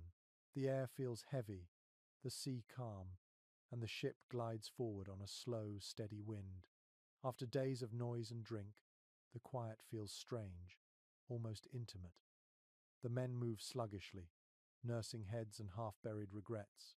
The captain, sober and sharp, stands near the helm. "We're bound east," he says quietly. "No rest until we've doubled the quay." His eyes meet yours, and for a moment you see something unguarded, a flicker of loneliness that even the sea can't hide. That loneliness spreads like a mist through the crew. Pirates lie packed together, but each man carries his solitude like a secret. You see it in the way they sit alone at the rail, staring into nothing, in the way they polish their pistols too long or hum songs that trail into silence. You start to sense what life out here truly means. Long stretches of stillness broken by bursts of violence and laughter, and the deep ache of knowing no shore belongs to you anymore. In the afternoon you climb to the quarterdeck and find two sailors sitting shoulder to shoulder, passing a single pipe between them. One of them, a tall man with a scar that splits his eyebrow, gestures for you to sit. "We keep each other sane out here," he says, "or try to." He taps the pipe against the railing, then adds, "You'll see strange friendships form at sea. Strange loves too." His tone isn't mocking, just tired. You look at the men around you and notice how close they move together, how easily they touch each other's shoulders in passing. There's tenderness here, rough and unspoken. According to letters written by captured sailors, the bond between shipmates often blurred the line between friendship and something deeper. Some historians argue it was practical comfort in isolation. Others believe it was the only kind of intimacy possible in a world that had left morality behind. Whatever the truth, affection among pirates was common and rarely judged. Out here, survival was all that mattered. That evening, as the sky turns to violet and the sea glows faintly beneath the stars, a small gathering forms on the main deck. Someone strums a quiet tune on a battered fiddle. Another man hums along softly. The music is gentle, almost tender, and it fills the spaces between you. The song has no words, only the rise and fall of longing. You watch as two sailors sway slightly together, eyes closed, lost in rhythm. Nobody laughs, nobody jeers. For a moment, it feels as though the whole ship is breathing in unison, the same fragile heartbeat echoing in the creak of the ropes. Later, the ship's carpenter sits beside you, polishing a wooden charm. "For my girl," he says, though you can't tell if she's on land or buried under waves. He shows you the small carving, a heart pierced by a dagger, the initials almost worn away by handling. "It helps to remember something soft," he murmurs. You nod, understanding more than you expect. The sea doesn't leave room for sentiment, yet every man aboard carries a memory tucked somewhere deep. A wife, a child, a lover, a brother lost to a storm. Even the roughest crewman falls quiet when talk drifts to home. At night, the ship grows still again. The wind dies, and the ocean lies glassy beneath a sky thick with stars. You sit near the rail, the wood cool under your fingers, listening to the slow breathing of the sleeping crew. The loneliness of the sea presses close, vast and quiet. A whisper reaches you from somewhere nearby. "You ever wonder if the world remembers us?" It's the scarred man again, voice low and thoughtful. "All the blood, all the gold, maybe it just sinks like everything else." You glance at him, unsure how to answer. "Maybe the sea remembers," you say finally. He smiles faintly. "Aye, she remembers everything." One curious ritual you notice before sleep is how a few sailors lay small trinkets on the deck near their hammocks.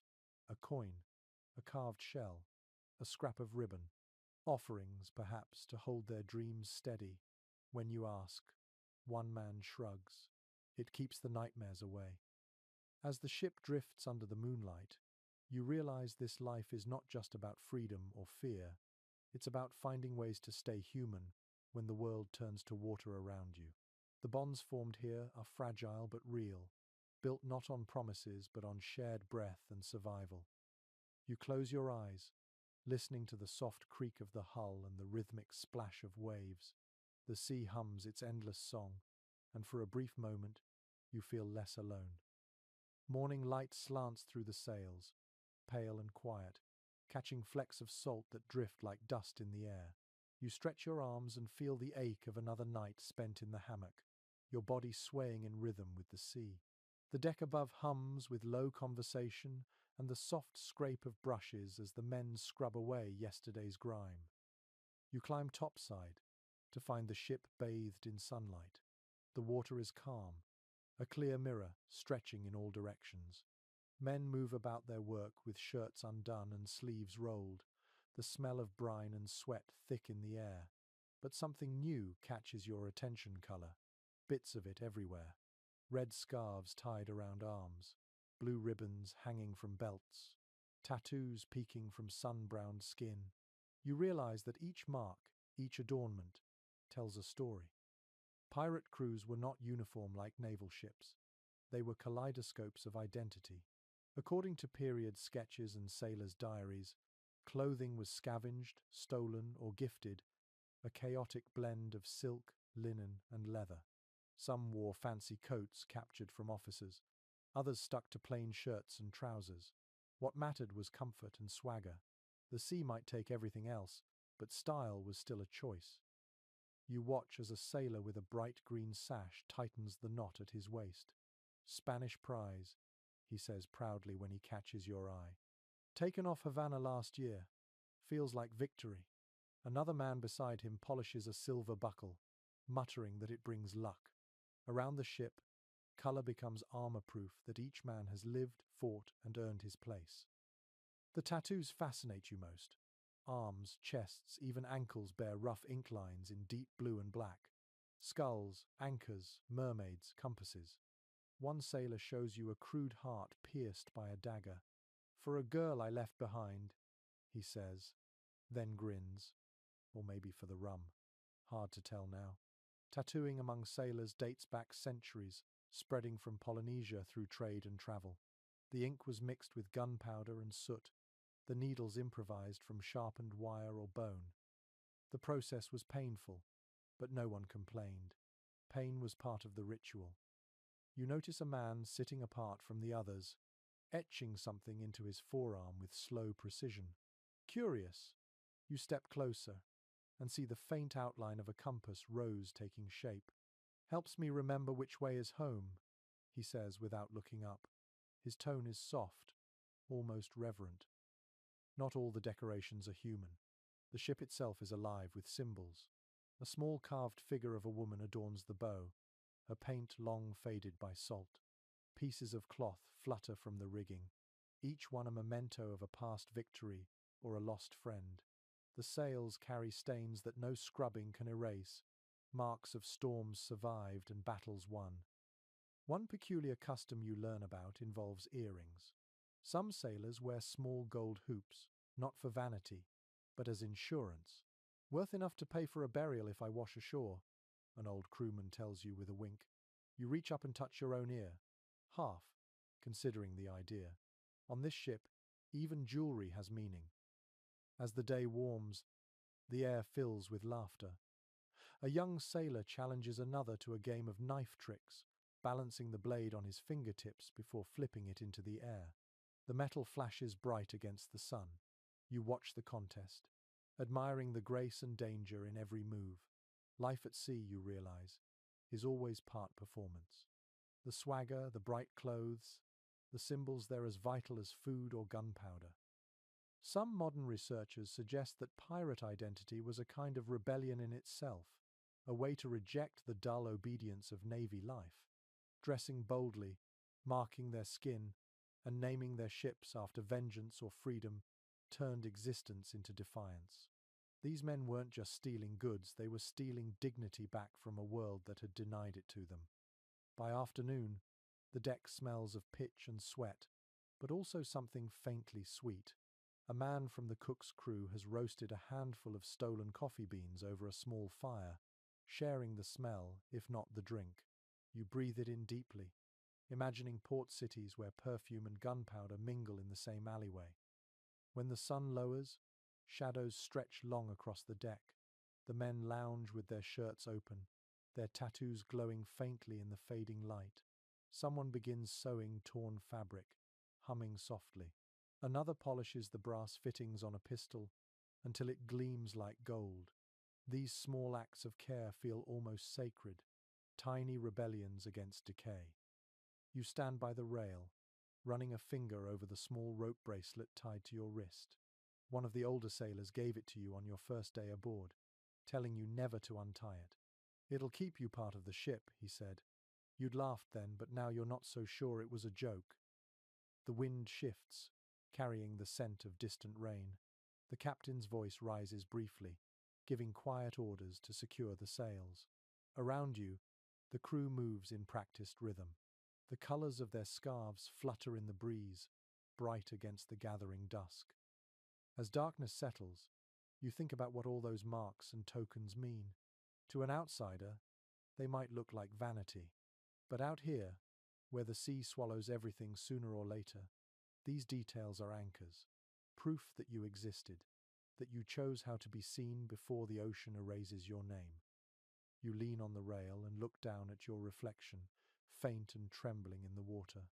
The ship's lanterns ripple beside it, fragments of gold drifting in blackness. You touch the rope on your wrist again, feeling its roughness, its reminder. Out here, identity is as fragile as light on water, but for now, it still shines. The storm comes without warning. One moment, the air is still and heavy, the sky a clear grey blue.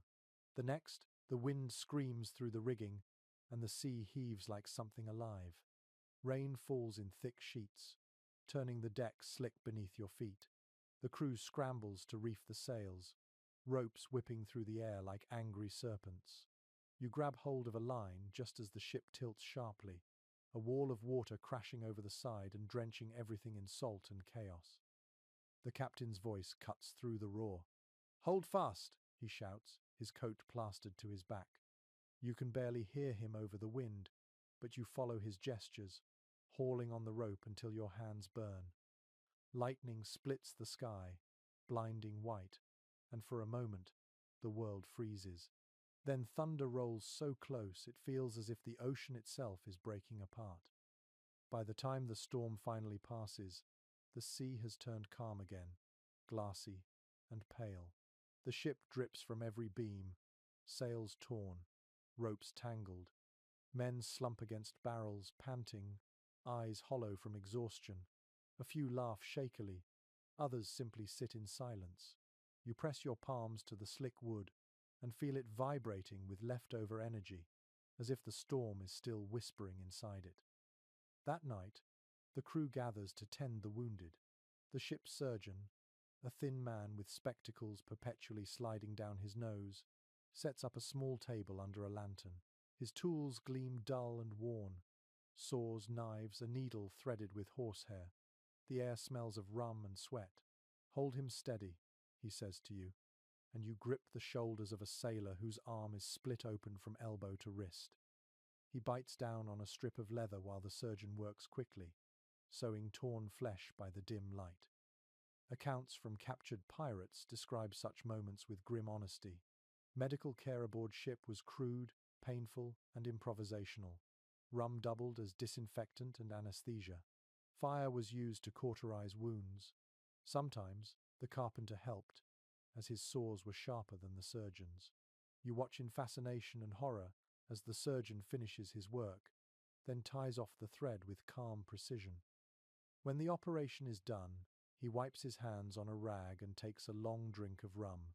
"That one will live," he mutters. "Maybe." You ask him how many don't. He glances at you, tired but amused. "More than I count, less than I should." Superstition creeps into the aftermath. One of the older sailors burns a twist of tobacco and waves it through the air, muttering a charm to ward off sickness. Another ties a sprig of rosemary to the wounded man's hammock, keeps the fever from finding him," he explains solemnly. "You don't know whether to laugh or believe him." A peculiar habit spreads among the men for the next few days. They refuse to whistle on deck, claiming that the wind spirits might mistake it for mockery and stir another storm.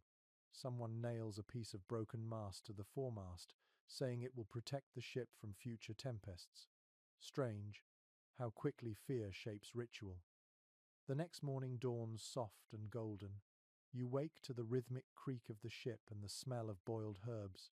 The surgeon sits by a small pot, stirring a dark, bitter mixture. "For the fevers," he says when you pass by. "Pepper, lemon peel and bark. Tastes like death but does the job." He ladles a small cup into your hands. The liquid is warm and foul, but you drink it anyway. Somewhere nearby, a man hums a tune to himself while wrapping another's bandaged arm. The melody is simple and low, a lullaby in a language you don't recognize. It drifts through the air, mixing with the slow slap of water against the hull. In its rhythm, you can almost hear the heartbeat of the ship, steady again after chaos. A strange calm settles over everyone. Storms remind the crew how small they are, how fragile. Even the most hardened men move with quiet reverence for a few days afterward. The sea has taken her toll, and they're wise enough to respect it. Some modern researchers suggest that these rituals and beliefs weren't just superstition, but coping mechanisms. They gave men control in a world ruled by randomness. Whether or not they believed in spirits or omens didn't matter as much as the comfort those beliefs provided. You feel that truth now, in the small gestures of faith that follow the storm's violence. Later, the captain orders a makeshift ceremony for the two sailors lost overboard. The crew gathers at dusk, hats removed, eyes fixed on the horizon. The quartermaster reads a few solemn lines from a torn prayer book, and then two weighted sacks, each stitched from spare canvas, are lowered gently into the sea. The water closes over them without sound. No one speaks for a while. The wind sighs through the rigging, and the ocean rolls, indifferent as always. A single gull circles overhead, crying once before vanishing into the dark. The silence feels sacred. When night falls, the surgeon sits near you, cleaning his tools with slow, deliberate movements. "The sea takes her due," he says quietly. "We just decide how much she gets at a time." His words linger in the air long after he walks away. You lie awake in your hammock later, listening to the creaks and groans of the ship. The scent of herbs and smoke still clings to the air. Your hands sting from the salt, your muscles ache, but you're alive. You think about the charms, the songs, the whispered prayers, all tiny threads binding fear into something survivable. Outside, the waves murmur softly against the hull, a sound like breathing. The storm is gone, but its memory remains, stitched into every plank and heart aboard. The days after the storm slip into a soft, steady rhythm. The sea smooths out again, its surface shimmering under the sun like rippled glass. The air smells of salt and drying wood, and the crew moves with a quiet energy, repairing sails and tightening lines. The ship feels whole once more, alive and breathing. By nightfall, laughter returns to the deck. Someone begins to whistle, defying the superstition at last, and no storm answers. That night, after supper, the sound of music rises from the quarterdeck. A fiddler plays a fast tune, sharp and bright, his bow scraping across the strings with a joyful roughness. A drum joins in, made from an old cask stretched with hide. Feet stamp in rhythm, and voices follow, half singing, half shouting.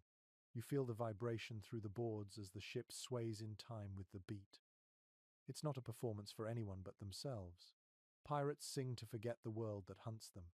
The songs are raw, funny, sometimes sad, stitched from memory and rumor. One begins with a line about a girl in Kingston, another about a captain who lost his ship for love. The verses twist and change as each man adds his own words, and by the end, the song has become something entirely new. According to journals from captured sailors, pirates were famous for their music. Sea shanties kept rhythm during work, but off-duty, songs became a kind of storytelling. They carried gossip, history, and warning. The melodies changed with every voyage, but the heart of them stayed the same, the longing for freedom and the fear of being forgotten. The rum flows easily tonight. Cups clink, laughter bursts, and the air grows thick with smoke from the galley's fire. You sit near the rail, your cup in hand, watching the lantern light flicker on the waves. A sailor sits beside you, humming softly. His voice is low, weathered by salt and wind. The tune drifts like smoke, slow and haunting. "Old Calico Jack," he murmurs, "hung in the sun and left to rot, but his flag still flies in our dreams." He laughs quietly at his own words, then drinks. You glance across the deck and see another small group huddled around a barrel. A young man is telling a ghost story, his face lit from below by a lantern. "They say if you die at sea with your eyes open," he whispers, "your spirit keeps sailing until someone closes them for you." The others listen in rapt silence. When he finishes, they all tap the deck 3 times for luck. The sound echoes faintly, swallowed by the sea. These stories, you realize, are their way of keeping fear at bay. The same men who face cannons without blinking still flinch at whispers of cursed ships and ghostly lights. One sailor swears he once saw a phantom vessel glowing green on the horizon. Another insists he heard music under the waves. "The sea's got her own orchestra," he says with a grin. "We just join in when she lets us." Later, when the music slows, the cook brings out what's left of the rum and pours a final round. The captain raises his cup. "To the sea," he says simply, "our jailer and our mother." The crew answers with a ragged cheer. You drink, the burn of the rum spreading warmth through your chest.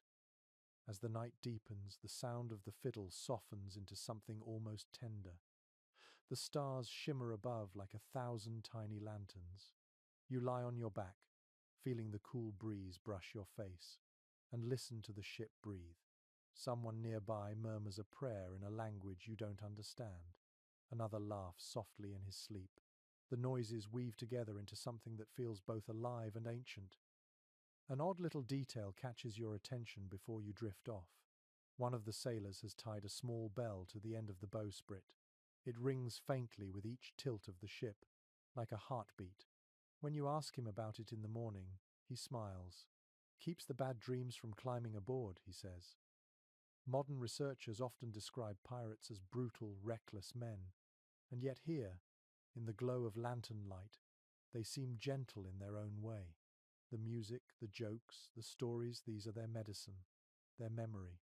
They build a world out of sound because the sea takes everything else away. When the last notes fade, silence wraps around you like a blanket. The sea hums softly beneath the hull, and the wind sighs through the rigging. You close your eyes, half drunk and half dreaming, and the rhythm of the ship rocks you towards sleep. In that quiet, you think about how strange it is that laughter and grief sound so alike in the dark. Perhaps that's why pirates sing to confuse the two, to keep their hearts from breaking completely. You listen until the music fades into the pulse of the ocean, a sound that feels older than memory itself. The morning after the singing fades, the ship feels heavier. The laughter of the night before has thinned into a wary quiet. The captain's flag still stirs in the breeze, black fabric rippling against the pale sky. Beneath it, the crew moves with measured caution. Everyone knows that freedom has limits, even here. The articles keep the ship running, but when someone breaks them, justice arrives swift and cold. You sense tension in the air long before you learn why. The quartermaster's voice rings out sharp across the deck. "All hands aft, judgment time." The phrase sends a ripple through the crew. Men abandon their tasks and drift toward the stern, curiosity and unease etched into their faces.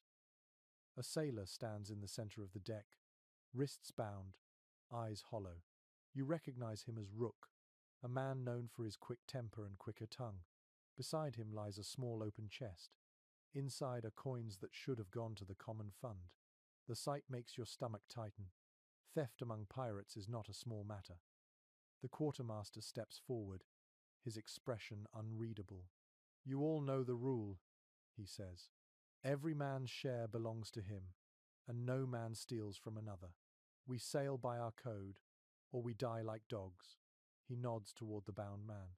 You'll have your say, Rook. Speak. Rook lifts his head. I didn't take it, he says hoarsely. Found the coins loose in the hold. Meant to return them. His words sound weak, swallowed by the murmur of the crowd. Pirate justice, for all its ferocity, is strangely democratic. According to surviving accounts, captains rarely passed sentence alone. The crew decided guilt and punishment by vote. It was a rough form of equality, and often it worked. The quartermaster turns to the men. You've heard him. What say you? Voices rise. Some call for mercy, others for blood. The captain listens in silence, his face calm but unreadable. You notice the carpenter, usually quiet, shaking his head. He lied before, he mutters. He'll lie again. The words carry, and the crowd begins to turn. When the shouting dies, the quartermaster raises his hand. Majority rules. His tone softens slightly, though his eyes stay hard. The articles say a thief is marooned, a cask of water, a pistol, and the mercy of God. The men fall silent. Everyone knows what that means. Marooning is death by waiting. The condemned is set ashore on a barren island, left with no company but the sun and the sea. It's not cruelty for its own sake, it's order. A ship without trust cannot survive. The crew prepares in grim silence. The small boat is lowered. Rook's hands are cut free so he can row, but no one meets his gaze. The captain approaches him last. You had your chance, he says quietly. You chose your fate. He places a pistol and a flask in the man's lap, then steps back. You watch as the boat drifts away, the oars slicing through the water with slow rhythm. The figure grows smaller, then vanishes against the glare of the sun. No one speaks for a long time. Later that evening, the mood aboard is subdued. The air smells of pitch and rum, but the usual laughter feels forced. The crew eats in silence, each man avoiding the other's eyes. You sit near the bow, staring into the dark water, listening to the creak of the hull. Somewhere below, fish flash silver in the lantern light. One of the older sailors sits beside you, lighting a pipe. The smoke drifts between you, thin and blue. You did right to stay quiet, he says softly. We all have to sometimes. Too much pity and you'll find yourself rowing next. He exhales slowly, his face lost in shadow. Still, it eats at you, always does. Modern historians often describe pirate discipline as harsh but necessary. Without authority backed by fear, mutiny was inevitable. Yet there was a strange fairness in their cruelty. Punishments were clear, consistent, and agreed upon by all. In an age ruled by tyrants, that counted for something. As night deepens, the wind picks up. The sails flap and settle again. The ship rocks gently, and for a while, no one speaks above a whisper. A few men begin to sing softly a slow, mournful tune with no words. The melody floats across the deck like a prayer. You think of Rook, alone somewhere under that vast dark sky. Maybe he's already fired his pistol into the air, defiant to the end. Or maybe he's still rowing, waiting for dawn. The thought lingers, heavy and cold. Before turning in, the captain speaks quietly to the crew. Remember what we are, he says. We chose this life. We chose each other. That means living by our own hand. His voice carries not anger, but weariness. You see in his face what leadership costs, how justice and loneliness are often the same burden. When you finally lie in your hammock, the ship's motion rocks you gently, but sleep won't come. The ocean whispers just beyond the hull, endless and uncaring. You wonder if freedom always demands such high payment, and if anyone truly gets to keep it. Outside, the stars burn like cold fire, and the sea sighs softly in reply. The next morning arrives quiet, too quiet. The sky glows pale and clean, but something heavy lingers in the air. You can feel it in the way the men move, slower than usual, eyes avoiding one another. The sea has taken one of their own, and though no one says it aloud, guilt drifts among them like mist. By mid-morning, the lookout calls down, his voice cracking the stillness. Sail to starboard. The tension that's been pressing down suddenly shifts into alertness. Men hurry to their posts, the captain climbs the quarterdeck, and the sound of creaking wood fills the air as everyone turns toward the horizon. At first, the ship ahead looks peaceful. Its sails are white, its hull tall and heavy. A merchantman, most likely, moving slow under full cargo. But something else glimmers, a faint line of colour waving from her stern. A flag of surrender, white as foam. The captain lowers his spyglass and narrows his eyes. "Not yet," he mutters. "Let's see if she means it." You soon discover that what follows battle is often stranger than the fight itself. When a ship surrenders, silence replaces the roar of cannons. The crew stands ready, hands on ropes and weapons, but the tension becomes almost unbearable. As you draw alongside, the merchant vessel looms above you, its paint chipped and sails sagging. A man appears at the rail, hands raised high. "Mercy!" he shouts, voice trembling. Behind him, sailors huddle together, wide-eyed. A few women clutch children close. The sight cuts through the adrenaline like a blade of ice. The pirates cheer softly, relieved that no blood will be spilled today. The quartermaster leads a small boarding party, you among them. The two ships bump gently together, and you climb across, boots thudding on unfamiliar wood. The smell of tar and fear fills your nose. The merchant captain meets you on deck, his fine coat damp with sweat. He looks proud but broken, the kind of man used to command now forced to beg. "Take what you must," he says quietly, "but spare my crew." The quartermaster nods, his voice calm. "We're thieves, not murderers." According to surviving testimonies, many pirates followed an unspoken rule when taking prizes: avoid unnecessary killing. Dead sailors bring no ransom, no witnesses to spread the tale of mercy that might make the next surrender easier.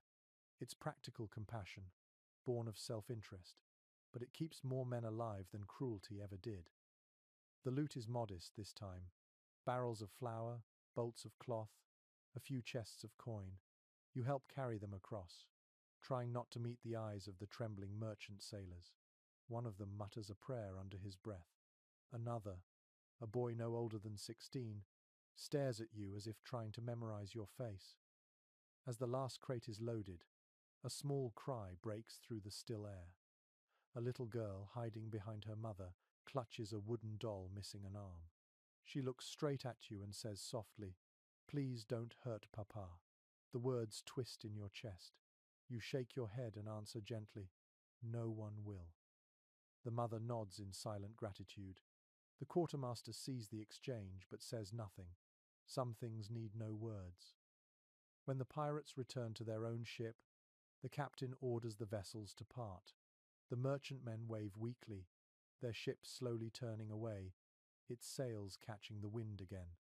The ocean swallows the distance between you as if erasing what just happened. Back aboard, the mood is strangely subdued. The crew works in silence, stacking barrels and counting coin. The usual shouts and laughter are missing. You hear someone whisper, "The sea doesn't like mercy. It'll come back to balance the scales." The superstition feels heavier now than ever. At dusk, the captain gathers everyone. The sunset burns orange behind him, painting the waves with fire. "We showed mercy today," he says. "Remember it. Kindness doesn't weaken us. It proves we still choose who we are." His tone is calm, steady, but his eyes are distant. Later, as night folds around the ship, the crew sits in small groups, sharing quiet drinks. The air hums with low voices. One man wonders aloud whether those they spared will speak well of them or call them devils anyway. Another shrugs. Doesn't matter. The sea tells her own stories. Some modern researchers note that pirates cultivated reputation carefully. Tales of brutality spread fear, but rumors of mercy could coax surrender without a fight. The truth lay somewhere between myth and strategy. For you, though, the memory of the girl's eyes stays sharp and real. Before turning in, you lean against the rail, watching silver waves flash in the starlight. The sea feels peaceful now, almost forgiving, yet deep down, you sense its indifference. To the ocean, mercy and cruelty weigh the same. Only the tide remembers the moment before it washes it away. The bell rings softly for the night watch. Footsteps echo on the wet planks, steady and rhythmic. You close your eyes, letting the sound lull you. Somewhere out there, the merchant ship sails free, its lantern glowing faintly in the dark. You hope they remember the promise of that quiet parting. You hope it meant something, but the wind shifts, and all you hear is the whisper of waves returning to their endless work. Days blur together now, each one a blend of blue sky, rolling sea, and the creak of wood that never stops. The horizon stretches like a promise that never arrives. Life at sea feels endless, yet something has changed. The wind carries rumors, quiet words spoken between men who no longer laugh so easily. You hear it first while scrubbing the deck. The British Navy is hunting again. The captain confirms it by midday. "A fleet has sailed from Kingston," he tells the crew, voice even but cold. "They've declared war on our kind. No quarter given." His words ripple across the deck like a chill wind. The men shift uneasily, muttering prayers and curses under their breath. By the early 18th century, empires had begun to tire of their own monsters. The same governments that once encouraged privateering now called it piracy. Former heroes became outlaws overnight. According to naval dispatches from 1718, the king's proclamation offered pardons to those who surrendered and gallows to those who didn't. Many pirates accepted mercy. Many more vanished before they could decide. The quartermaster gathers the men. "They're hunting us from the Carolinas to Jamaica," he says grimly. "We'll need safe harbors, quick trades, and sharp eyes. Any man thinking of deserting should do it now." No one moves, though you can see the fear simmering behind every face. By dusk, the ship sails into shallower waters. You can smell the faint sweetness of land again, mixed with the sour tang of smoke. A lookout points to a cluster of lights flickering along the horizon. "Port ahead," he calls. "Could be Nassau," but the captain shakes his head. "Nassau's under royal control now. It's a trap." The truth feels heavy. The Republic of Pirates, that brief experiment in freedom, has begun to crumble. Where once stood a haven of thieves and dreamers, now sits a British garrison flying the Union flag. The Empire has reclaimed its wild children. The next few days are a blur of secrecy. You sail by night, running dark, lanterns extinguished. Every sound feels amplified, the whisper of the sails, the splash of oars, the sigh of the wind. The crew speaks in hushed voices, as if afraid the sea itself might betray them. One evening, while patching a rope, you hear the older sailor named Finch telling a story to calm the younger ones. "Used to be," he says, "the governors turned a blind eye, took their share of the silver and said nothing. But now they hang men for less than a loaf of bread." He spits into the water. "Progress, they call it." He isn't wrong. Reports from the Caribbean colonies describe gallows built in every major port, their beams blackened by sun and salt. Pirates were no longer curiosities, they were examples. Some were left hanging for days as warnings to passing crews. Still, the hunt has its limits. The sea is vast, and the pirates know her moods better than any admiral. You hide in narrow channels where coral gleams beneath the waves like teeth. You drift silently behind uncharted islands, sails furled, waiting for the patrol ships to pass. The silence feels like prayer. One night, the lookout spots a British frigate cutting across the moonlit water, sails full and bright. The crew freezes. The captain orders, the lanterns doused. The ship glides through shadow, every man holding his breath. The frigate passes within sight, its cannons black and gleaming. You can see figures moving on its deck, unaware how close their prey lies. When it finally vanishes into the dark, the entire crew exhales as one. The next morning, the captain calls a meeting. His tone is calm, but his eyes burn with the strain of command. "The age of the free sea is ending," he says. "We can fight until the sea takes us, or we can disappear into her. Each man will have to choose before long." You feel the weight of those words settle into you. Freedom, you realize, is not something the world allows for long. It's borrowed, fragile, and always comes with a price.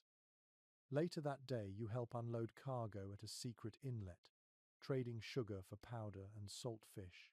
The men work quickly, whispering as they go. A local fisherman brings news. Several pirate captains have already surrendered in exchange for pardons. Some even turned hunter themselves, using their knowledge to chase the very men they once called brothers. That night, as you lie in your hammock, sleep feels far away. The creak of the ship sounds like distant footsteps, and the soft hiss of waves becomes the murmur of ghosts. You think of Nassau, once bright with laughter and smoke, now silent beneath the king's flag. A scholar writing years later would describe the fall of the pirate republic as inevitable, but here in the dark it feels more like betrayal. The sea hasn't changed, only the men who claim to own it have. When dawn comes, the horizon is washed in pale gold. The captain stands by the helm, face unreadable. "We'll head south," he says quietly. "Madagascar, maybe, or beyond. Somewhere the law forgets to look." His words carry a flicker of hope, or perhaps defiance. You look out at the endless expanse of water, the light shimmering like fire on its surface. For now, the ship sails on, hunted but unbroken. The world grows smaller each day, yet somehow the horizon still feels infinite. The farther south you sail, the quieter the ocean becomes. The wind loses its sharpness, and the air grows thick with heat and the scent of salt and rot. The sea no longer feels like a battlefield but a mirror, flat and endless, showing only the weary faces of those who refuse to surrender. The ship drifts through silence, every man alert for the sails of an enemy. By now, word of the royal fleets has spread through every port and hidden cove. The pirates call them the Hunters, great ships with clean decks, trained crews, and the authority of kings. Their captains carry pardons in one hand and nooses in the other. They promise mercy to those who kneel and death to those who don't. It is midday when you first see one, a shape on the horizon, too white, too steady. The captain spots it through his glass and swears softly. "Frigate," he says. 30 guns, maybe more." The crew stiffens, eyes fixed on the distant gleam of sails. You feel the pulse of fear rise through the deck. The captain gives quiet orders. "No cannon fire unless I say. We'll slip her shadow." The men obey, hands moving fast but soundless. Sails are trimmed, ropes drawn taut, the ship angled with the wind. You hold your breath as the frigate grows larger. Its hull is dark against the bright water, and its flags flutter high royal colours, proud and cold. The two ships pass within sight. You can see the British Marines lined along the rail, their coats red as spilled wine. For a moment, it feels as if the whole ocean is holding its breath. Then the frigate turns, angling toward you. Someone must have caught a glimpse of the weathered black flag folded along your side. The hunters have found their prey. The first cannon blast shakes the air apart. Splinters fly, sails shudder, and the crew erupts into motion. "To arms!" the quartermaster shouts. "Run out the guns!" You rush to your station, hands trembling but sure. The sound of thunder returns, echoing across the sea as both ships fire. Smoke swallows everything. The deck becomes chaos again. The smell of powder burns in your throat. Men shout orders that vanish into the roar of guns. Through the smoke, you glimpse the enemy's hull closing in, its cannons flashing like lightning. Water sprays up in tall columns where the shots miss, but not all of them miss. One ball tears through the rail, throwing a man backward. The captain's voice cuts through the storm. "Boarding hooks ready!" His face is streaked with soot, his coat torn, but his eyes blaze with the calm fury of command. The pirate's only chance is speed. A single broadside from the frigate could split the ship apart. You and a handful of others grab grappling lines, hurling them across the gap. The hooks catch. The ships collide with a crash that rattles your bones. Men leap across the rails, shouting, blades flashing. You follow, breath burning in your chest, feet landing on the enemy deck. For a heartbeat, the world becomes noise and motion. Pistols fire, swords ring, and boots skid on blood-slick wood. You fight because there is nothing else to do. Somewhere behind you, a man screams. Somewhere else, another laughs wildly, even as he falls. The battle lasts minutes, maybe hours, it is impossible to tell. When it ends, smoke drifts over the water like fog. The British frigate limps away, wounded, but alive, its flag still flying. Your captain stands at the rail, chest heaving. "We live another day," he says quietly. The cost is clear. 3 men dead, several wounded. The deck is splattered and scarred. The carpenter moves among the injured, binding wounds with strips of canvas. The surgeon's hands shake as he pours rum into a cut that will not close. No one speaks of victory. Survival is enough. At dusk, the crew gathers in silence. The bodies are wrapped in cloth and weighted with shot.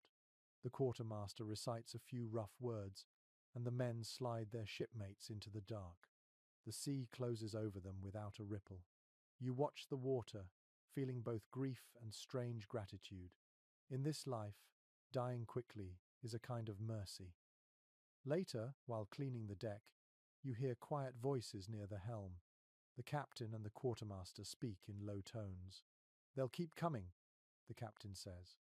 "Sooner or later they'll catch us," the quartermaster answers. "Then we make sure we're worth the chase." Some researchers say that by 1720, the age of true piracy was already fading. The great captains were dead or captured, the rest scattered, hunted to the ends of the world. Yet listening to the captain's voice, you sense that this spirit will never vanish entirely. The sea has a way of keeping its secrets alive. That night, the crew lights no lanterns. The ship moves like a ghost across the black water. You sit near the bow, watching the horizon pulse with distant lightning. Each flash illuminates the scars on the sails, the weary faces around you, the stubborn glint in every eye. Freedom has become a dangerous word, but no one aboard is ready to give it up. The wind sighs softly, filling the torn canvas again.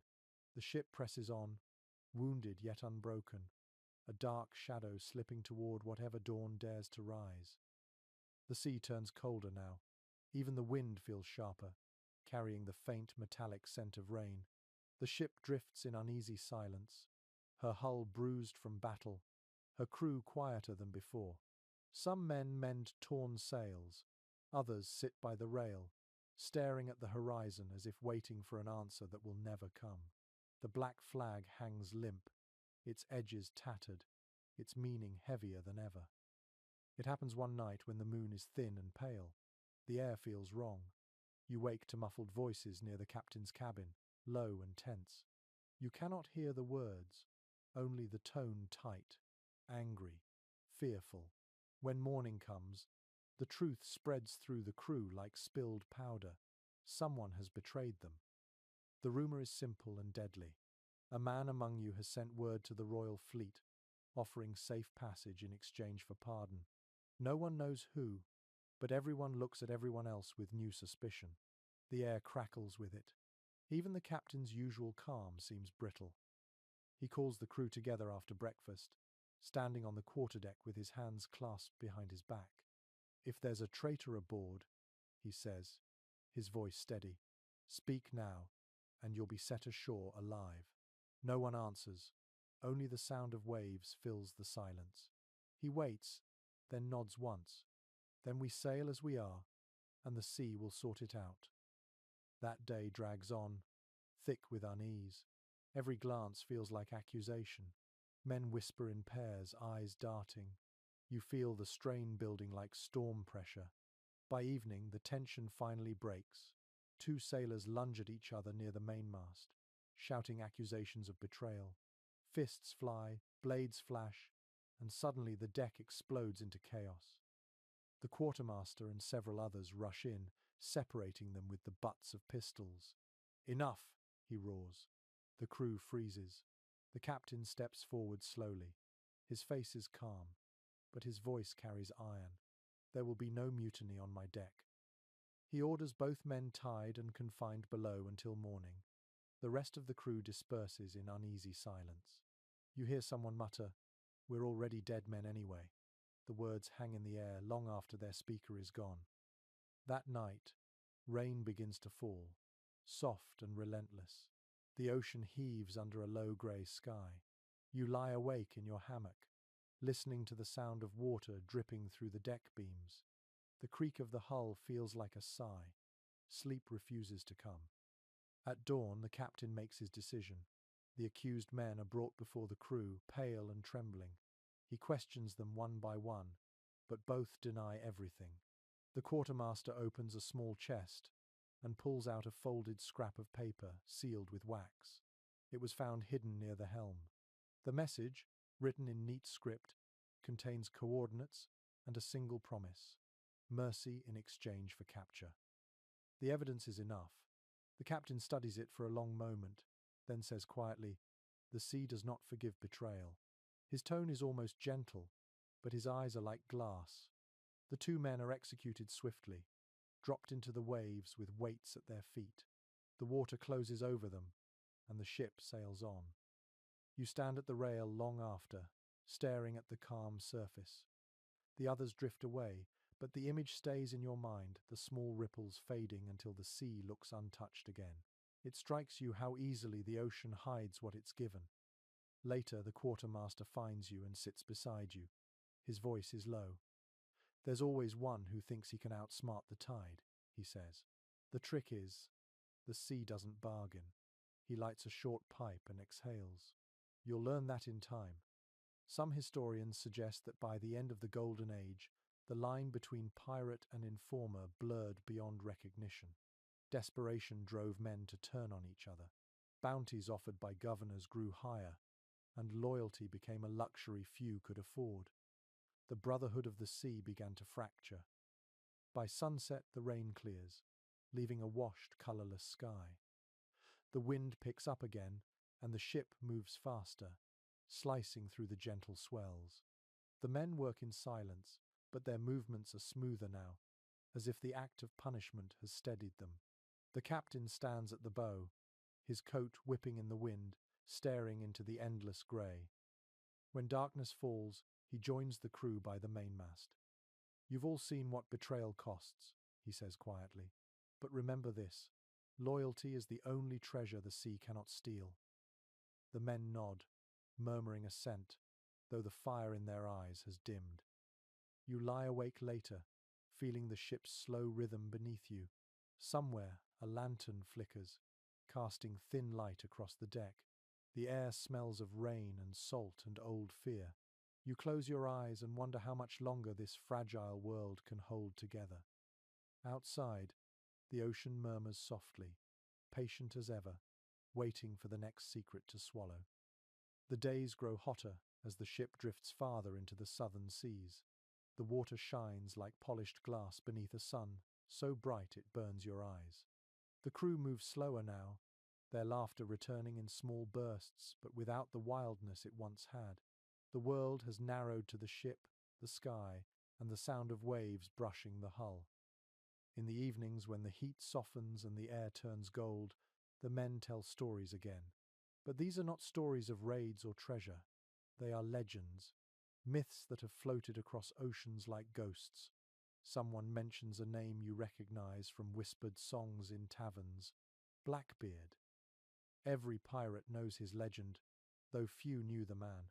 They say his beard was so thick he tied slow-burning fuses into it before battle, so smoke would curl around his face like a demon's crown. Some claim he could fight 10 men at once, others that he never killed unless cornered. The truth, as always, sits somewhere between myth and fear. A sailor named Briggs leans forward, his eyes bright in the fading light. "I saw his ship once," he insists. "The Queen Anne's Revenge. She came out of the fog like judgment itself. Cannons on every side. Flag black as midnight. He didn't need to fire. We just turned and ran." The others laugh, but no one calls him a liar. Stories like these keep the sea alive. They travel faster than any wind. One man tells of a ghost ship that sails under the moon, crewed by the drowned. Another swears that Stede Bonnet, the so-called gentleman pirate, still haunts the Carolina coast, his laughter echoing through the fog. Historians later wrote that this was the beginning of legend replacing memory. The Golden Age was ending, and the survivors, few as they were, became symbols rather than men. In coffee houses across London, people whispered about romantic rogues and noble outlaws. The truth, the hunger, the rot, the blood, all of it sank beneath the waves of imagination. The captain listens quietly to these stories, saying nothing. His face is turned toward the horizon, but his eyes seem to be looking elsewhere. When he finally speaks, his voice is low. The stories make us larger than we are, but the sea doesn't care for legends. It only remembers bones. Later that night, you find him alone near the helm. The stars stretch wide above, bright as silver pins. "Do you think they'll tell stories about us?" you ask without meaning to. He smiles faintly, the corners of his eyes creasing. "They'll tell something. Whether it's true or not doesn't matter. We live only as long as someone keeps talking." The thought settles in your chest like a stone. The idea that your name might echo, even falsely, feels both comforting and terrifying. You wonder how many of the men around you secretly crave that same immortality, the kind carved from rumor rather than marble. The next morning, the sea is calm again, so still it looks unreal. The lookout reports nothing but open water in every direction. You climb the rigging for the first time in days, needing the wind. From high above, the world feels endless. The ship below looks fragile, a speck of wood adrift on an ocean without mercy. As the sun rises, you think of the voices that will tell this story one day. Perhaps they will paint pirates as villains, perhaps as heroes. Maybe they will forget that you existed at all. Yet in this moment, high above the creaking masts, you feel more alive than you ever did on land. The salt burns your lips, the wind pulls at your hair, and for a heartbeat, the horizon feels close enough to touch. That evening, the crew gathers again. Someone has carved a crude face into a block of driftwood and sets it on a barrel. The sea god, they call it. One by one, they toss bits of coin, buttons, or shells into a bowl before it. Not for worship exactly, but for luck. So, we don't vanish, the cook explains. Every sailor wants the sea to remember him kindly. A peculiar calm follows. Even the usual bickering fades. The men sit quietly, passing a bottle from hand to hand, their faces lit by soft lantern glow. You realize they are not thinking of the next raid or the next storm, but of something smaller and more human. How to be remembered. How not to disappear. Modern scholars sometimes say that the myth of piracy outlived its truth because people needed the dream of freedom more than its reality. The dream was easier to love. Yet as you watch the men around you scarred, tired, laughing softly in the dark, you think maybe the myth is not entirely wrong. There is a kind of freedom here, fleeting but real, carved from danger and defiance. When you finally lie down, the ship rocks gently under a sky filled with stars. You close your eyes and hear faint singing, someone humming the old tune about the sea and the devil's share. It fades into the wind, blending with the hush of the waves. The legends are already forming, you realize. They begin quietly, in whispers and laughter, while the sea listens and remembers. By the time another week passes, the ship feels older. The wood groans a little more. The ropes creak like tired bones. Salt has eaten into every surface, and the men's faces look carved by wind and time. Yet something strange has begun to happen. The past, once heavy and near, is drifting into story. The quartermaster starts keeping a small journal, writing by lantern light in the cramped cabin. For those who come after, he tells you when you ask. His handwriting is uneven, smudged with salt, but his words are careful. He records not just battles and storms, but the small things too, the way the cook sings when he's drunk, the jokes traded at dawn, the color of the sky before a squall. If we're to vanish, he says softly, someone should know how it felt to live. That same day, a diver from the crew climbs down into the water to check the hull. He surfaces holding something unexpected, a piece of coral tangled with rusted metal and a coin fused inside it. The coin gleams faintly in the sun, worn smooth by years underwater. He laughs, tossing it to the captain. "Proof the sea keeps her secrets," he says. The captain turns it in his palm for a long time before slipping it into his pocket.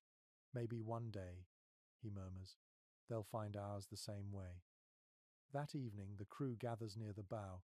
The carpenter, who has taken to carving in his spare time, has finished something new, a model of their ship, no larger than a loaf of bread, made from driftwood and scraps of sailcloth. It is rough and beautiful. He sets it on the railing, letting the lantern light play across its tiny masts. "A memory that floats," he says simply. Then, after a pause, he nudges it into the sea. They watch in silence as the little ship drifts away, its lantern reflection trembling on the waves. Someone begins humming softly, the same melody that carried through the storm nights before. The sound spreads until even the captain hums with them. It is not a song of victory but of endurance. Modern researchers would one day recover objects like these from the sea floor: carved figures, spoons etched with initials, bits of jewelry fashioned from coins. Each fragment tells a story of lives balanced between lore and legend. Archaeologists debate whether pirates buried their treasures or simply lost them, but the truth may be simpler. The sea took what it wanted. You begin to feel time loosening its grip. Each sunrise looks the same as the last, yet you sense the world changing beyond the horizon. Empires rise, ports are fortified, gallows are built, and the era that gave birth to men like you fades into memory. But here, aboard this ship, life continues, steady and strange, as if the ocean itself refuses to let you go. The quartermaster shares his journal entries aloud some nights. His voice is rough but gentle, and the men listen quietly. He writes about how the ship smells when rain begins to fall, about the way the sea glows with green fire when the plankton bloom, about the sound of laughter carrying farther over water than on land. "Historians might not care about that," he says with a shrug, "but the sea might." One night, a young sailor asks if they'll be remembered as monsters. The captain looks up from his cup. "Maybe," he says after a moment, "but every monster has a story. Better to be remembered badly than not at all." The answer settles over the group like fog, half comfort, half curse. As dawn approaches, the horizon brightens. The first rays of sunlight catch the surface of the water, turning it gold. You feel the warmth on your face, and think about how many mornings have looked exactly like this. How many more will follow, long after your ship is gone. The world will keep turning, you think, and somewhere, children will still whisper the names of pirates. They will sing about hidden treasure, about ships that vanished into storms, about flags that frightened kings. The truth will be lost beneath layers of song and story, but maybe that's enough. Maybe myth is the kind of immortality the sea grants to those who dared to defy her. As the little carved ship disappears beyond the swell, you close your eyes and listen to the last notes of humming fade into the sound of waves. The sea keeps everything in the end: coins, bones, memories, and you realize that being remembered by her is not such a bad fate. The ocean grows still again, flat as a mirror beneath a hazy dawn. The sails hang limp, and the ship drifts on a sea too calm to trust. The air tastes of iron and rain, the sky heavy with waiting. You can feel it in your chest, the quiet before something ends. The captain stands by the rail, his gaze fixed on the horizon. His coat is faded now, his hat stained with salt. Around him the crew moves in slow, deliberate rhythm. No shouting, no laughter, just the whisper of ropes through calloused hands. The black flag still flies, though its edges are frayed, its colour washed to a dull shadow of what it once was. You hear the bell ring twice. It is not a call to arms or to meals, but a signal of reflection. The quartermaster gathers everyone mid-deck, the old journal tucked under his arm. His voice is steady but softer than usual. We've sailed longer than we had any right to, he says. If this is our last calm, let's face it awake. He opens the journal and reads from it, his words trembling slightly in the wind. He speaks of the men who were lost, of the harbours that once welcomed you, of nights filled with song and smoke. He reads until his voice cracks, then closes the book and presses it to his chest. The sea will have the rest, he murmurs. Later, the captain takes the helm. The sun breaks through the clouds in streaks of gold, painting the waves with fire. You feel the warmth on your face and realize how tired you are. The ship creaks as if sighing, and a deep stillness settles over everything. It is then that the lookout spots sails on the horizon, small at first, then multiplying, bright and clean like teeth. British flags. The hunters have found you at last. The captain watches for a long time before speaking. We can run for another dawn, he says quietly, or we can face them with our colours high. The men answer not with cheers but with nods, silent and sure. They begin to ready the ship, not out of hope, but pride. The guns are loaded one last time. The deck shines from scrubbing, the ropes tightened and coiled with care. The carpenter patches a splintered rail, humming under his breath. Even the cook polishes a knife until it gleams. You can feel the weight of purpose settle over everyone, heavy but calm. Somewhere below deck, the quartermaster wraps his journal in waxed cloth and seals it inside a small cask. If the sea remembers us, he says, she'll bring this back one day. He lowers it into the water and watches as it drifts away, spinning slowly in the sun. The enemy ships draw closer. You can hear the creak of their rigging across the still water. The captain removes his hat, brushes a hand through his salt-crusted hair, and smiles.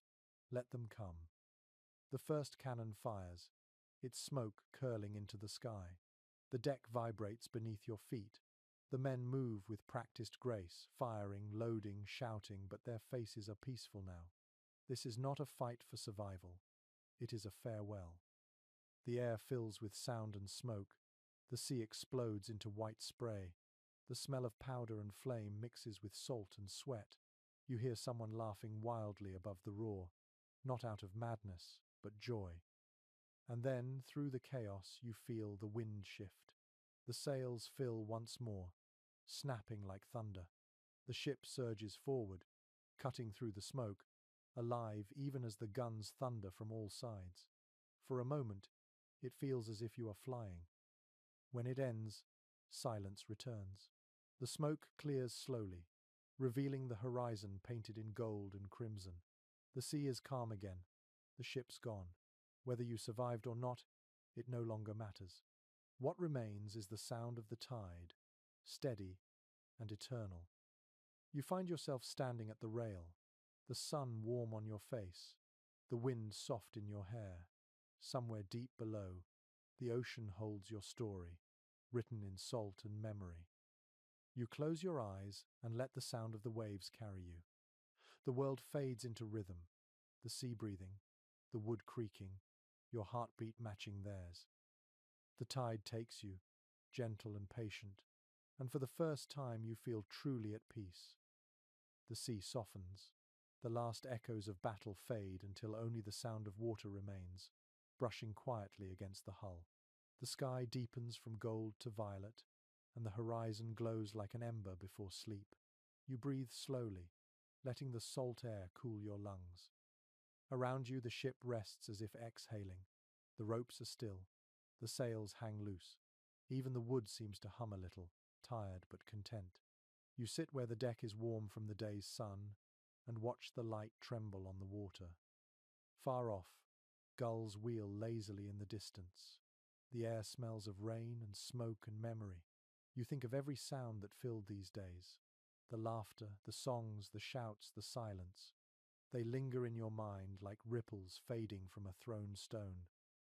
You feel the pull of sleep now, the same rhythm that guides the tides. Each breath slows, deeper and quieter.